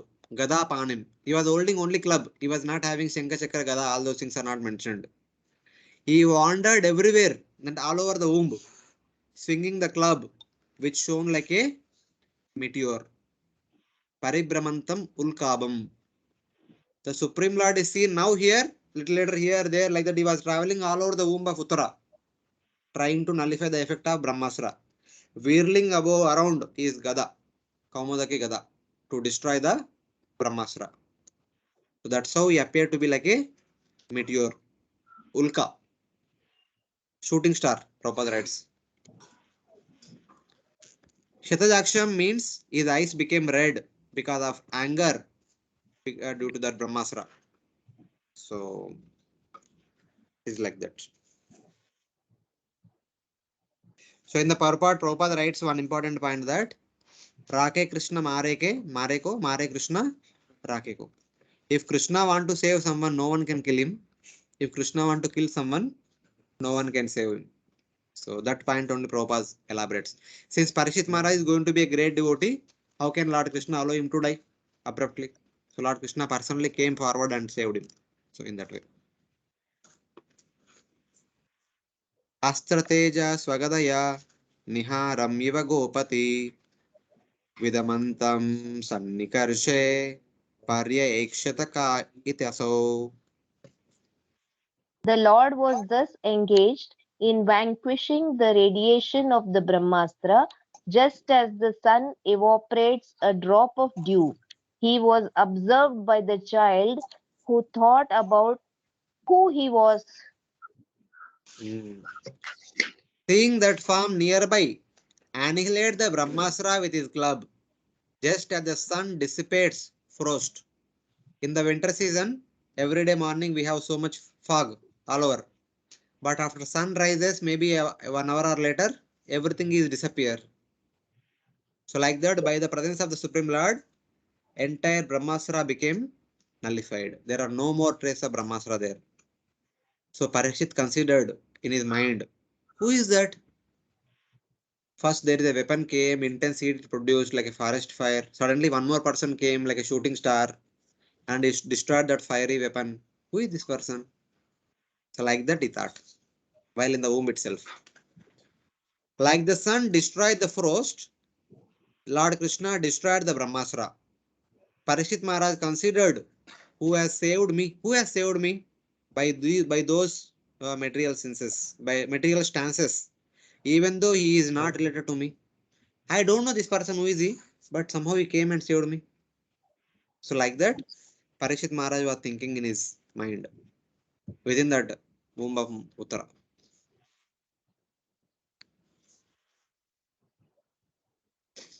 Then continues. Viduhyatad Viduhyatad Ameyatma Bhagavan Dharma Gubvibu Misato Dashama Sasya tatraivantardade hari.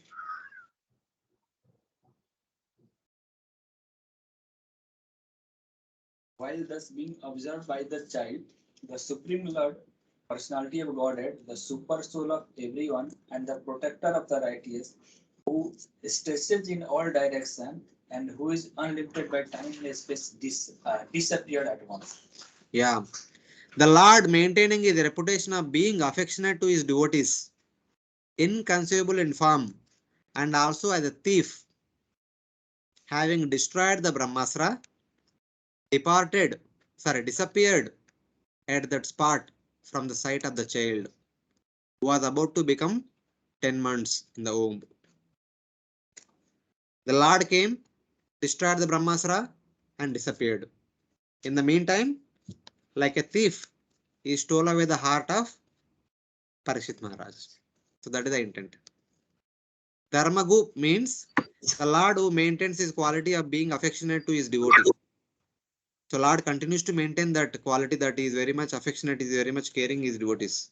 He was seen by Pariksit, who was just about to be born, being 10 months in the womb, or on the way to becoming 10 months. So Pariksit Maharaj is in the womb, he is growing, very soon he will become 10 months and he will come out. But during that time, all this entire thing happened. The Lord disappeared there where he was situated without going elsewhere, because he is all powerful. He entered the womb and attracting Pariksit Maharaj's mind, he then disappeared. So he came, he did the needful, and then he disappeared. So unka job complete ho gaya. This is the quality of thief. He enters in and then disappears. No, thief means no one finds him. If people find him, what is the special of the thief?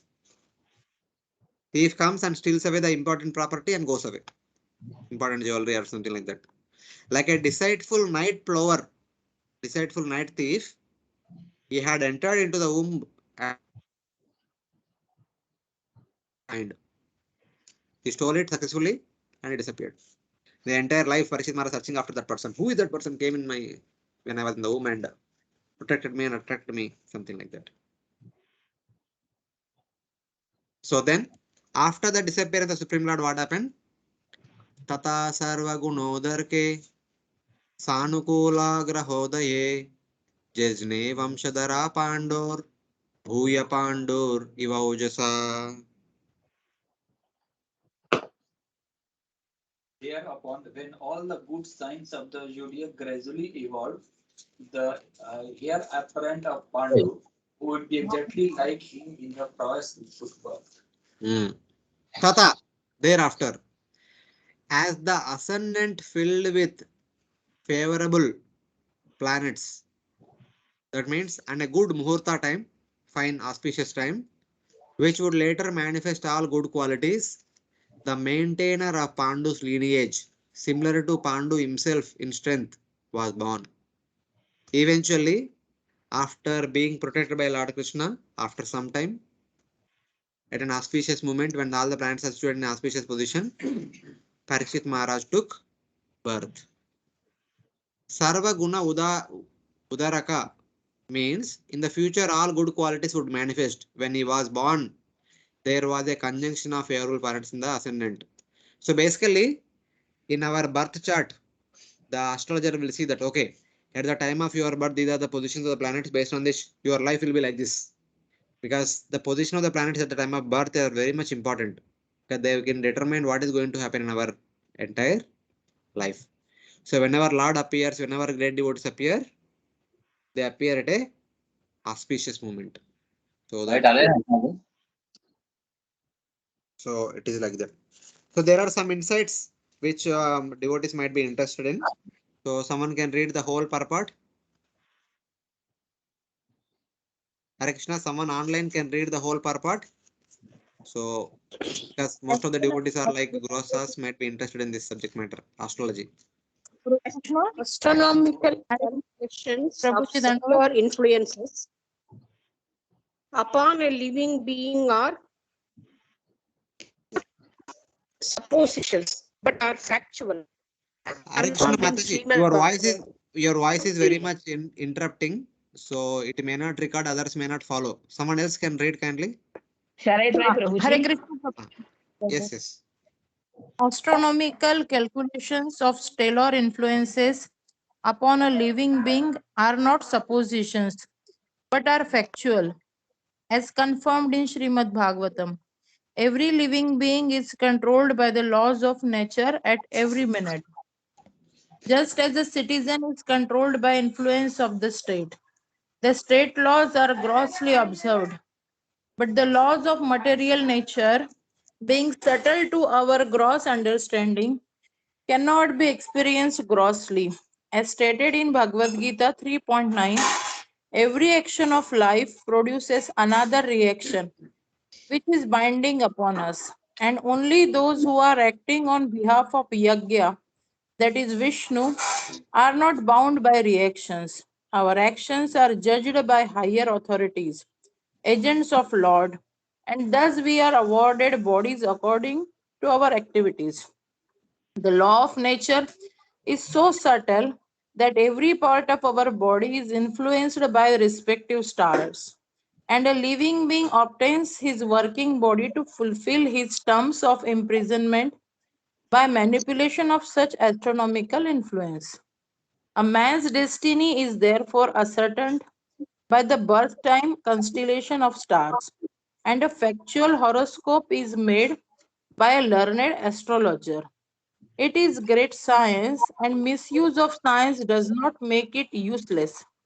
Maharaj Pariksit, or even personality of Godhead, appear in certain constellations of good stars, and thus the influence is exerted upon the body, thus born at an auspicious moment. The most auspicious constellation of stars takes place during appearance of Lord in the material world, and it is specifically called Jayanti, a word not to be abused for any other purposes. Maharaj Parikshit was not only a great Kshatriya emperor but also a great devotee of Lord. Thus, he cannot take his birth at any inauspicious moment.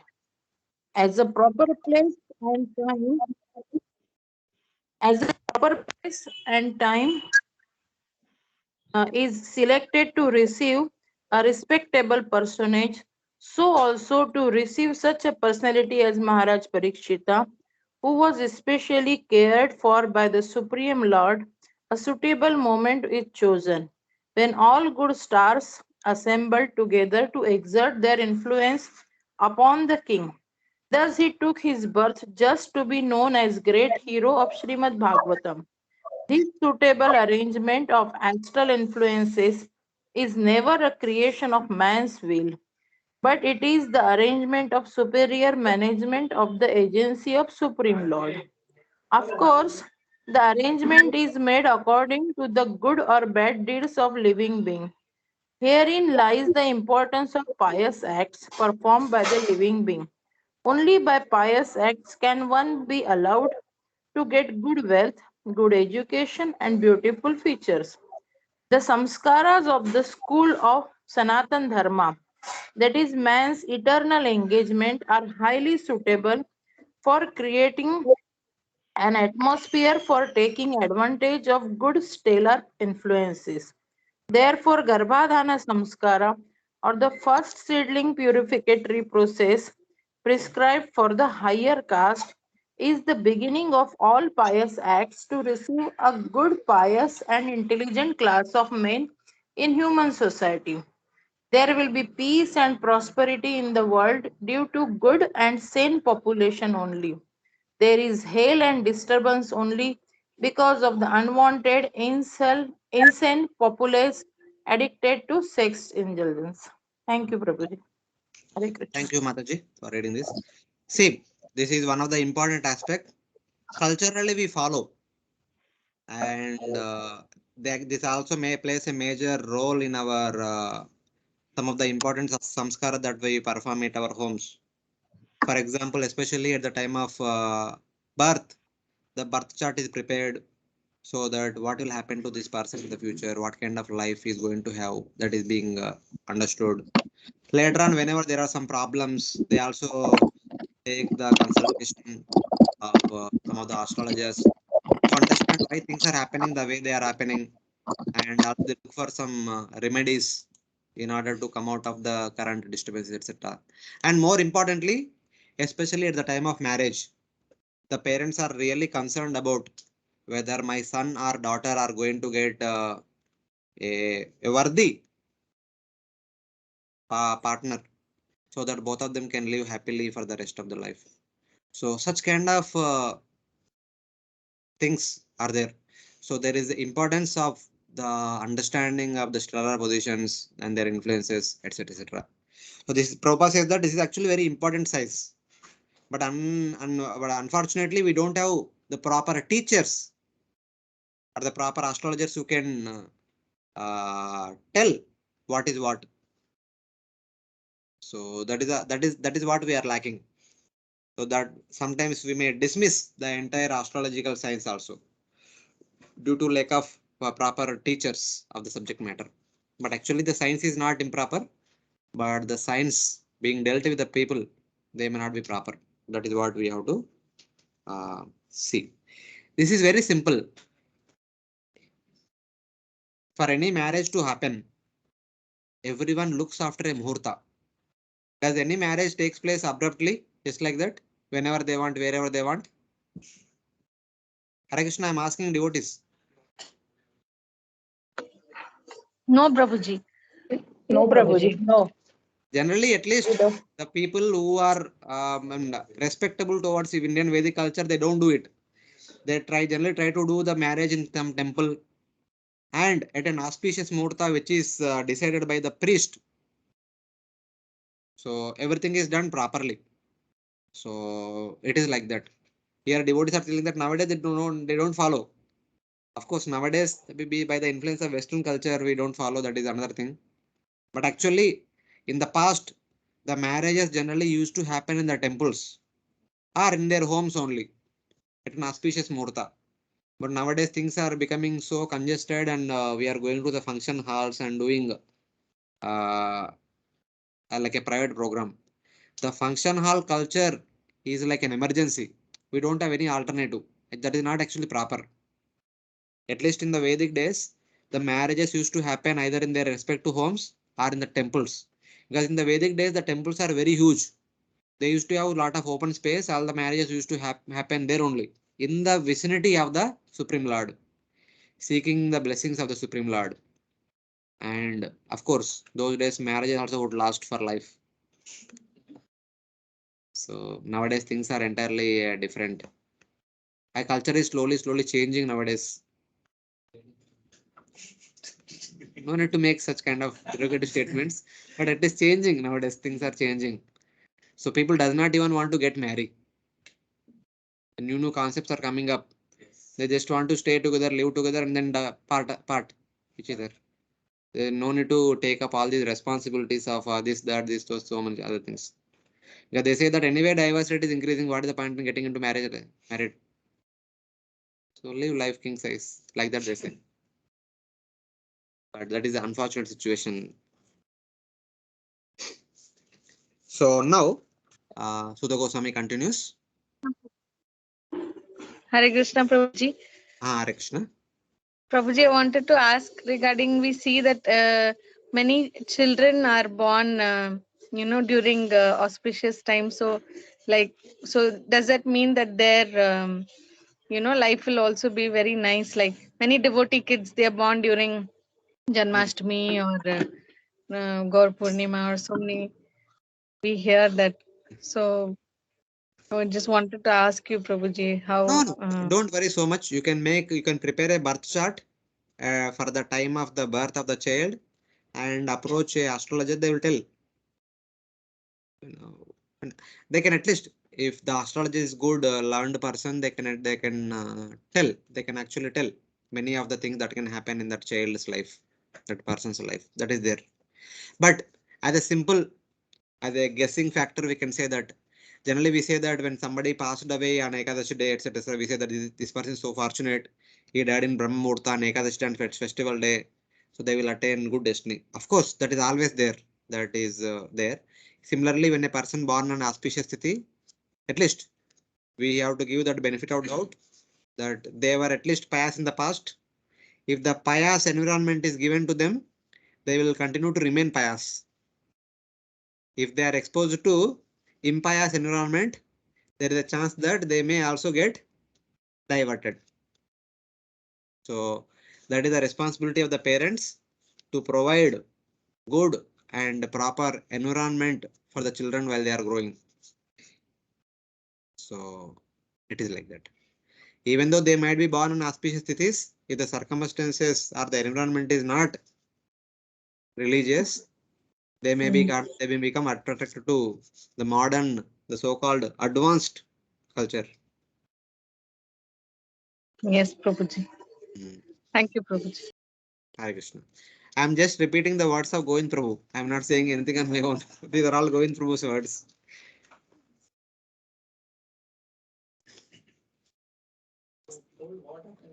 What are inauspicious time? Huh? Read 16th chapter. Daivasura Sampatti Vibhaga Yoga. Duryodhan nahi. Abhijatasya. At the time of the birth only all these symptoms are indicated. If the person is born at the inauspicious time means Asuri Pravrutti. Born in the auspicious time means Daiva Pravrutti. So that is very much evident at the time of birth only. Then eventually will manifest. He or she gets a good atmosphere, spiritual atmosphere. It should have some effect on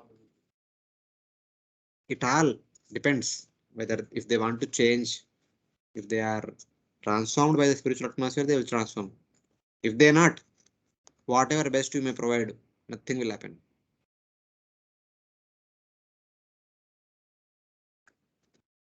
Prabhuji, I had a question. May I ask? Yes, Matu. Prabhuji, this taking birth at auspicious time. Is this holds true? Does it hold true for even those cases where the nowadays the deliveries are planned through cesarean sections at particular time? So, will that hold true even for such deliveries? Yeah. Astrology includes both time and place. We have longitude, latitude. They are also considered in the astrology and also the time. Both are taken into consideration. Accordingly, the forecast will vary. asking if it is planned. Okay. Delivery planned. Cesarean. Yeah, Mataji is asking that if the mother or the parents are allowed to choose the date for the birth of the baby. I don't know, Mataji. Generally, if it is naturally happening, we can implement all these rules and regulations. If it is artificially done, we are going against the nature. One case I had like similar. Prabhuji, Hare Krishna. Could not happen. So Wait. it is not in our hands. No, Prabhuji. Hare Krishna. Prabhuji, can I say something on this? Yeah, please. Plant. I don't have much knowledge about this, but one way it seems that we are going against material nature. Other way, if it is supposed to happen like that, it will happen anyway like that only. So anyway, it is not in our control. It is beyond our control. But still, yeah. Now you please continue, Mataji. Prabhuji, actually we cannot plan.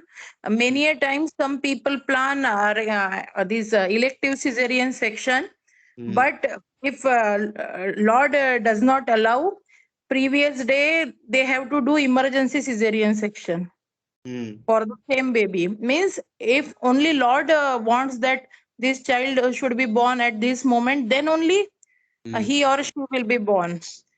We cannot plan. We just try that we plan, but actually we are not planning. Lord only plans and he only executes. Thank you. It is all depends on Thank you. destiny.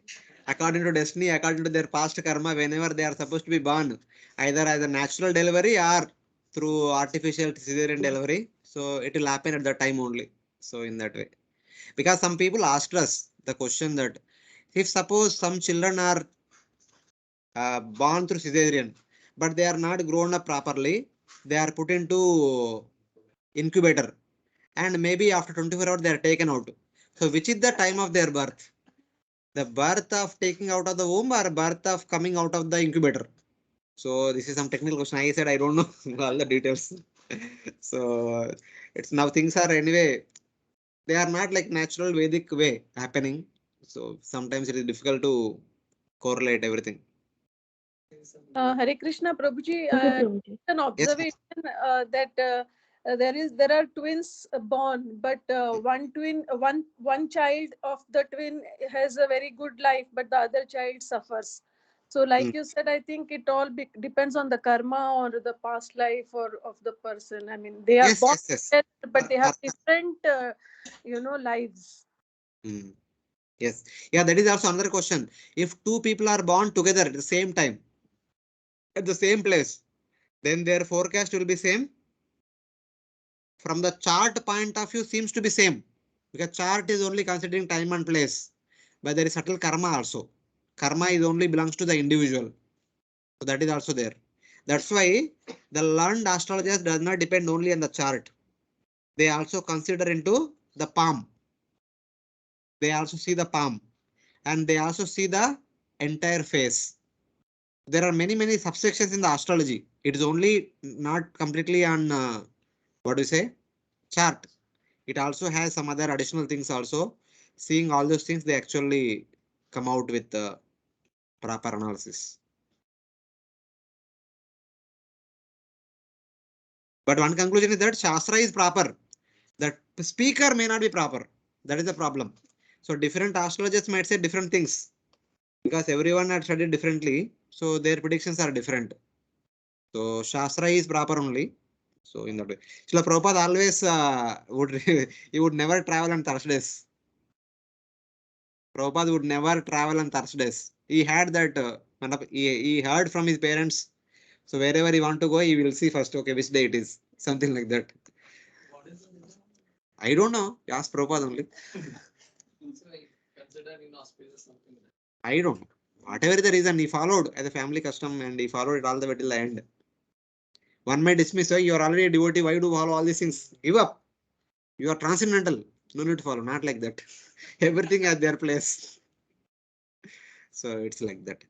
Even Prabhupada opened multiple temples while he was there. Every temple opening as in a particular muhurta, auspicious muhurta only, not abruptly, just like okay, now mera man lag gaya, abhi open karenge. Aisa nahi. Everything is done at proper muhurta. So they are all subtle sciences being followed very nicely. In fact, what all of you, whatever you do at home, you see, what to speak of that? After marriage, when the daughter to leave home or to come to in-laws home or go back to parents' home, they see the muhurta, they see tithi. They cannot go whenever and wherever they want. The month also should be auspicious, the tithi also should be auspicious. All these things are there.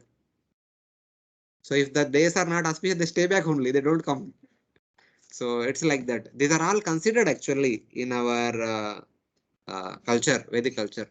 These are all not some the blind beliefs. Everything has proper science.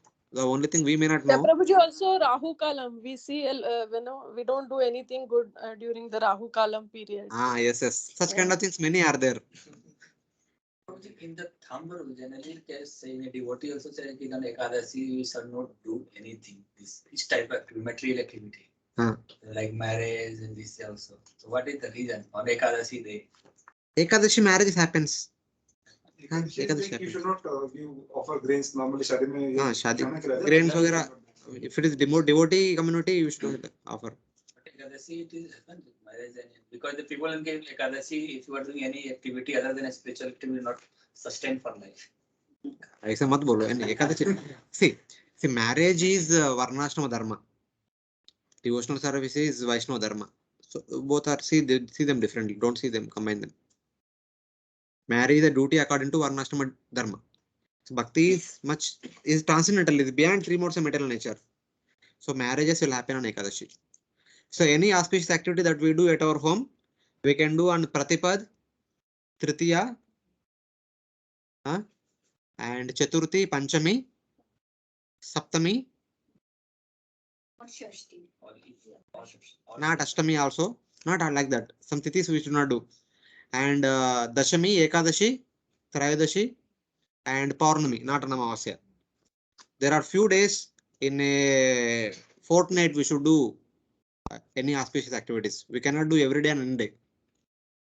Ashtami, Navami is No, we should they not do. don't not do. Yeah, inauspicious. Dwadashi also not. Ashtami, Navami, Dwadashi also. Shashti also. Chaturdashi, Shashti, Chaturdashi. Shashti. Panchami is also good. Panchami is good. So 1, 2, 3, 5, and then 7, 10, 11, 13, 15. 15 also only Paurnami, not Amavasya. All these tithis are meant for performing any auspicious activity. Dvitiya also. 1, 2, 3. 4 not. 5 not 6. 7 but not 8 and 9. 10, 11, 13, 15. 15 that too only Paurnima, not Amavasya. For Chaturthi is also auspicious. No.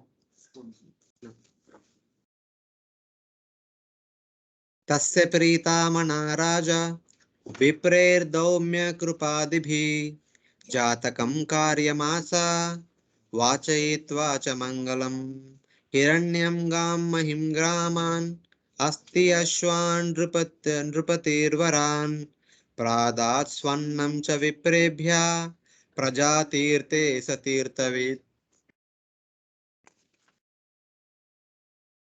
Yudhishthir, who was very satisfied with the birth of Maharaj Pariksit, had the purificatory process of birth performed. Learned Brahmanas headed by Dhaumya and Kripa recited auspicious hymns. Upon the birth of a son, the king, who knew how, where, and when charity should be given, gave gold, land, villages, elephants, horses, and good food grains to the Brahmanas. Thank you, Prabhu. Yudhishthira had the Brahmanas such as Dhaumya and Krupacharya chant auspicious verses such as Punyaham and perform the birth rites. It is called Jata Karma. The auspicious, this is one of the 16 samskaras. Cutting of the umbilical cord. It is called Jata Karma. Because as long as the child is in the womb of the mother, the embryo is sustained by the mother's food, whatever the food mother eats, that only it is the child is sustained. It is the sustenance is through the umbilical cord.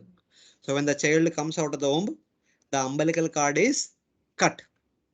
The child and mother will be separated. That ceremony is called as Jata Karma.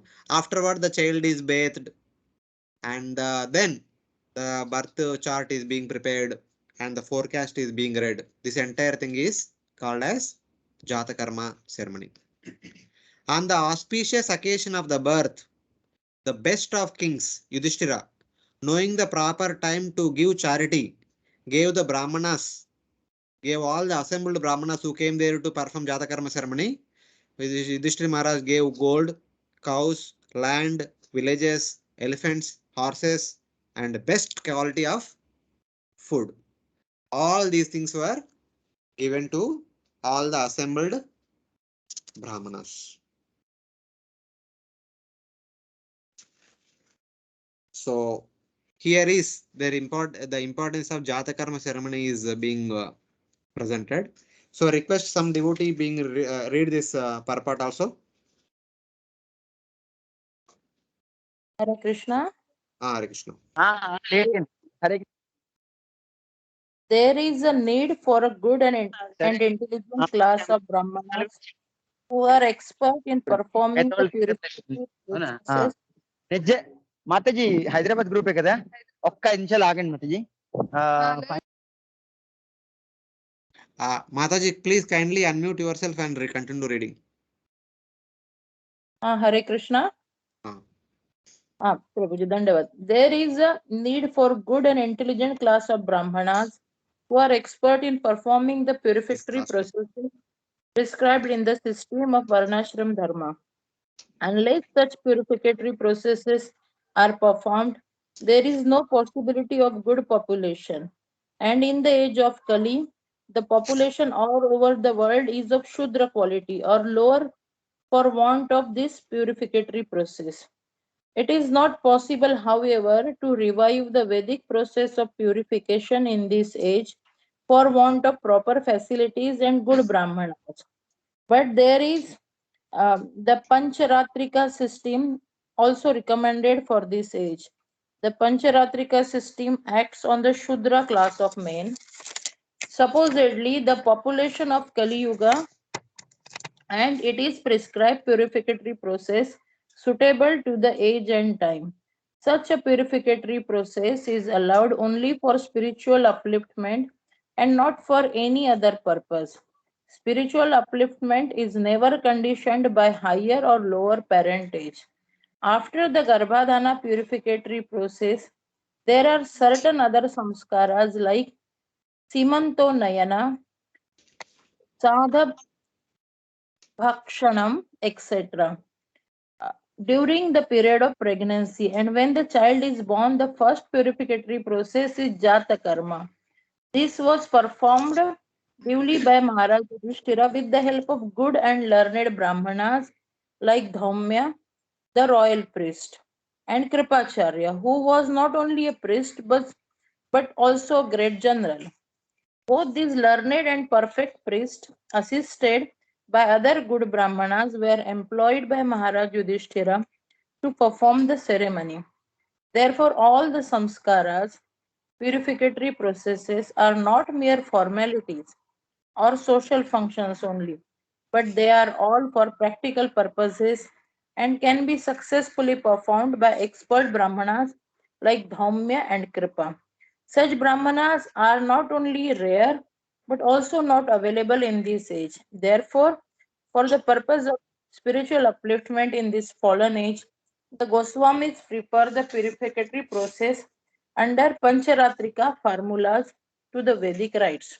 Yeah, you can stop, Mataji. That's all. The remaining part of purport is all about Krupacharya. So, Thank you. here in this purport, Srila Prabhupada is talking about the importance of performing samskara. In the Vedic culture, as part of Varnasrama system, the upper three categories of people, the Brahmanas, Kshatriyas, and Vaishyas, they are recommended to go through the 16 processes of samskaras. They are supposed to follow all the 16 samskaras.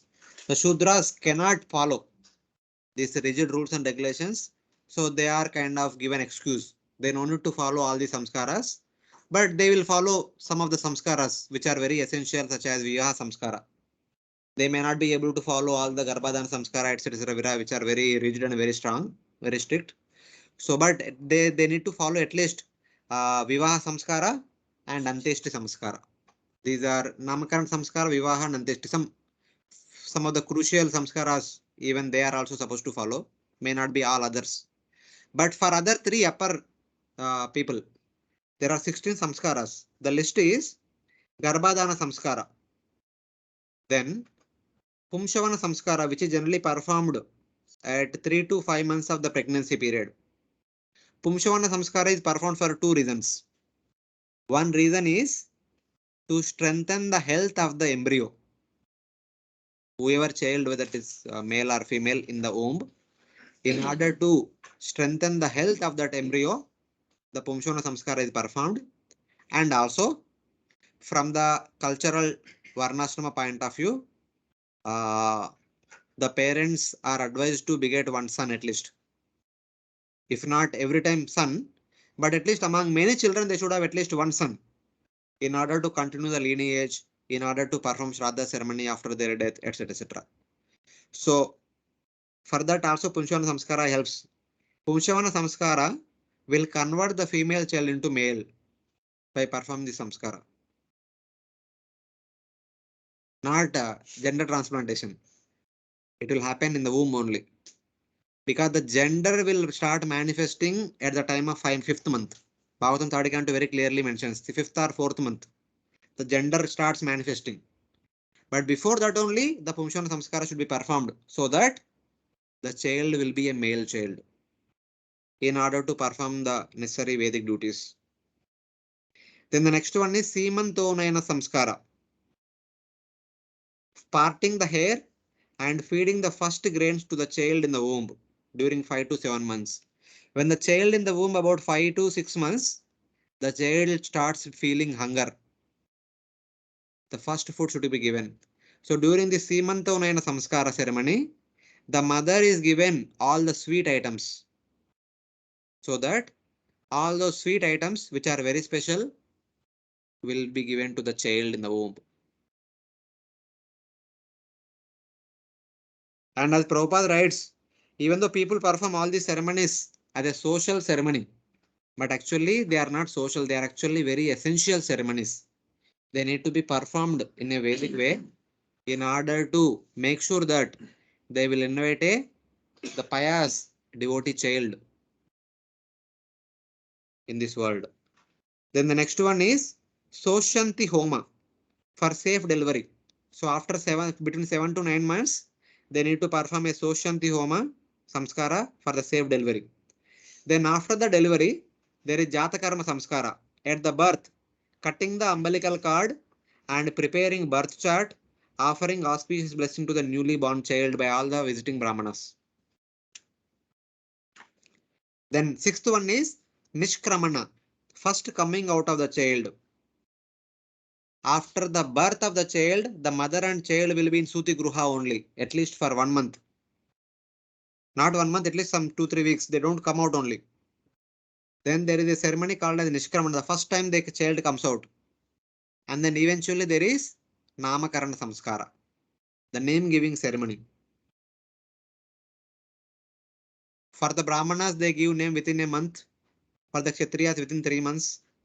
For the Vaishyas, it is within 1 year. Anytime they can give. Vaishyas may be 6 months and Shudras is within 1 year. Something like that. Within 1 year, anyone supposed to give the name to the child, not more than that. And then after Namakarana ceremony, there is Paushti Karma, nourishment ceremony. Paushti Karma. It is not Annaprasana. There is something called Paushti Karma, nourishment ceremony. I don't know what exactly it is. Something is there. The next one is Annaprasanam, feeding the grains. Starts feeding the grains. And Annaprasana also accompanied with that the child was put, the different articles are kept in front of the child. The child will supposed to select one of the articles in order to understand what is the inclination of the child that they do on the Annaprasana ceremony. Then is Karna Veda, piercing the ears. The children are pierced when they are young only. Pierce their ears. Then Chuda Karanam, almost before 1 year, just before 1 year, the first ear is cut. Then eventually the new ear will come. This is also big ceremony. They go to holy place and perform this ceremony. Then around 4 to 5 years, Vidyaramba, entering the school. Then having, this is like Vidyaramba means not entering school, start beginning the education. Then eventually when they are 6 to 7, 8 years, when they can take with their, they can, when they can do their own activities, then they will be sent to Gurukul. So before sending to Gurukul, there is a ceremony called as Upanayana ceremony. It is only after Upanayana ceremony the children are supposed to be sent to Gurukul. They will be staying in Gurukul, studying the education, etc. etc. Once education is all over, there is Samvartana, convocation ceremony. Samvartana, graduation ceremony in the Gurukul. That is the last day of the Gurukul. Then the children comes home, then the parents will perform Vivaha Samskara, the marriage. So with Garbha, from the Garbhadana all the way up to Vivaha Samskara is the responsibility of the parents. And after Vivaha, they perform all these ceremonies for their children. Eventually, when they die, the final rites will be performed by their children. That is Anteshti, funeral ceremony. They are the 16 samskaras that a person is supposed to go through in one's life in order to purify one's existence. So that is a Vedic culture. So Hare Krishna, will stop here. We are all late. Hope I did not confuse. All of you are able to follow. One point here, Pancharatriki is mentioned is that. So no. It's basically, so these are like those who are part in the Varnasrama culture, and these three are meant for Brahmana, Kshatriyas and Vaishyas. Then what about Shudras? How they can be purified? Pancharatriki Vidhi. Surviving all these three people and engaging in devotional service, whatever they could. So Pancharatriki Vidhi, according to Prabhupada, is that perform engaging in Krishna conscious activities. By doing Krishna conscious activities, anyone and everyone can be purified and will be qualified to go back home back to Godhead. So in that way. Narad Muni's Pancharatri Vidya is same. Narada Pancharatri is the same only. There is only one Pancharatri Vidya, Narada Pancharatra. So in that way. Hare Krishna. Okay, all of you are able to follow what we are trying to discuss here. Yes, Prabhu, Prabhu. little confusing. Okay. Yes, Prabhuji. Yes. Prabhuji, the remaining part of this purport regarding Kripacharya, will it be discussed next time? कुपराचार्य के बारे में किसको पता नहीं, सबको पता है, वो just Mahabharata story only. So, no, one question that I had reading this, that how could the Pandavas maintain that level of respect for Kripacharya in spite of he killing Abhimanyu? He did not kill Abhimanyu. He just took part in the battle. He was like a neutral. See, since he was maintained by the king, by the order of the king, he participated in the war. He never had any ill feelings towards anybody. He did not kill Abhimanyu. He just fought with Abhimanyu. Abhimanyu defeated him. He kept quiet. He is aside. He was not the part of that. He was only one of the 6 warriors. Maharathis fought with Abhimanyu simultaneously, but he never took part in the illegal means of killing Abhimanyu. The one person who is the held responsible is Karna. When a warrior is fighting with somebody, some other warrior, the second one should not fight with him, and that too from behind. It is Karna who went behind Abhimanyu and destroyed the Kavach. That's how Abhimanyu became weak. Then Duryodhana, Dushasana, Shakuni simultaneously waged war against and Karna. They all waged war together without the Kavach on Abhimanyu. And they wounded him severely. In spite of that, Abhimanyu could kill 1.5 Akshahuni on that day. At the end, Dushasana's son came with a mace. And when Abhimanyu was not even able to lift any weapon, he does not have any weapon, he could not even lift that chariot wheel. He hit on the head of Abhimanyu and killed him. It was a gruesome act of Duryodhana, Dushasana, Shakuni, Karna, and Dushasana's sons and others. Not Kripacharya. In the initial part of the day, Kripacharya fought with, as a 1-to-1-on-1 battle, he fought and he was defeated and he kept quiet. He was aside. So it is like that. He is not culprit. He is a gentle Brahmana. Prabhuji, thanks for this clarification. Yeah. Thank you very much. He is a obedient, innocent, without any political ambitions person. He is very nice. That's how Yudhishthira Maharaj Hare kept Krishna, him. Prabhuji. Yes, Mataji. Sorry, Prabhuji, you complete whatever you say. That's all. That's why Yudhishthira Maharaj kept him as his family priest afterwards.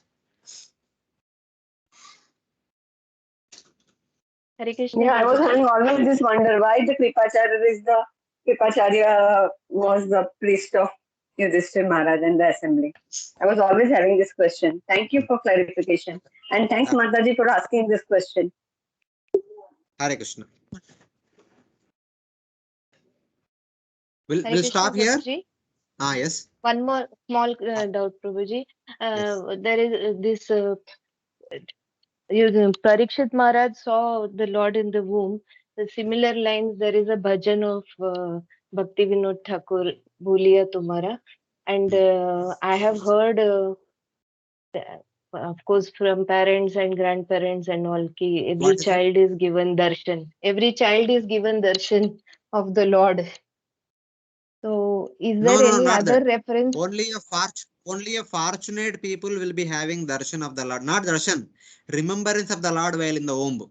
Darshan of the Lord only for Pariksit Maharaj, not for everyone. That the bhajan says remembrance of the Lord, right? Remembrance of the Lord. Yeah.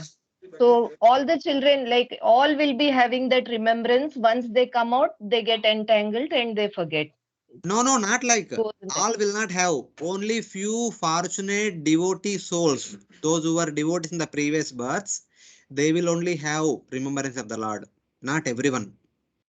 Everyone will have the remembrance of what they were doing in the past 100 lives.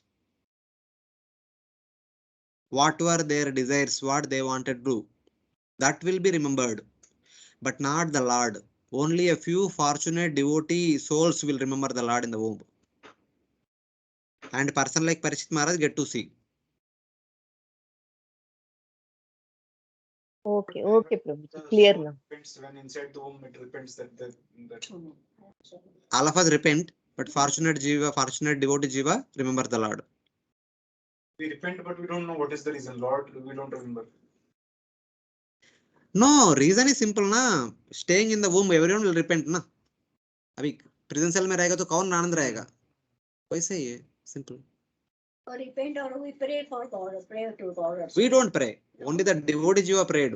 Everyone will not pray. अभी outside बहुत सारा मिधर ही आ रहा है. कितना लोग pray कर रहे हैं? सब लोग भगवान को डांटते हैं. कितना लोग pray करते हैं? डांटते हैं actually. Only a devotee, fortunate soul who understand the philosophy properly will pray even in the difficulties. This method is also your mercy, like that we will say. Even we being devotees will say, when difficulties comes, my dear Lord, you are so merciful, you gave me difficulties. We are not on the level of Kunti Maharani. So it is not. So that is my understanding.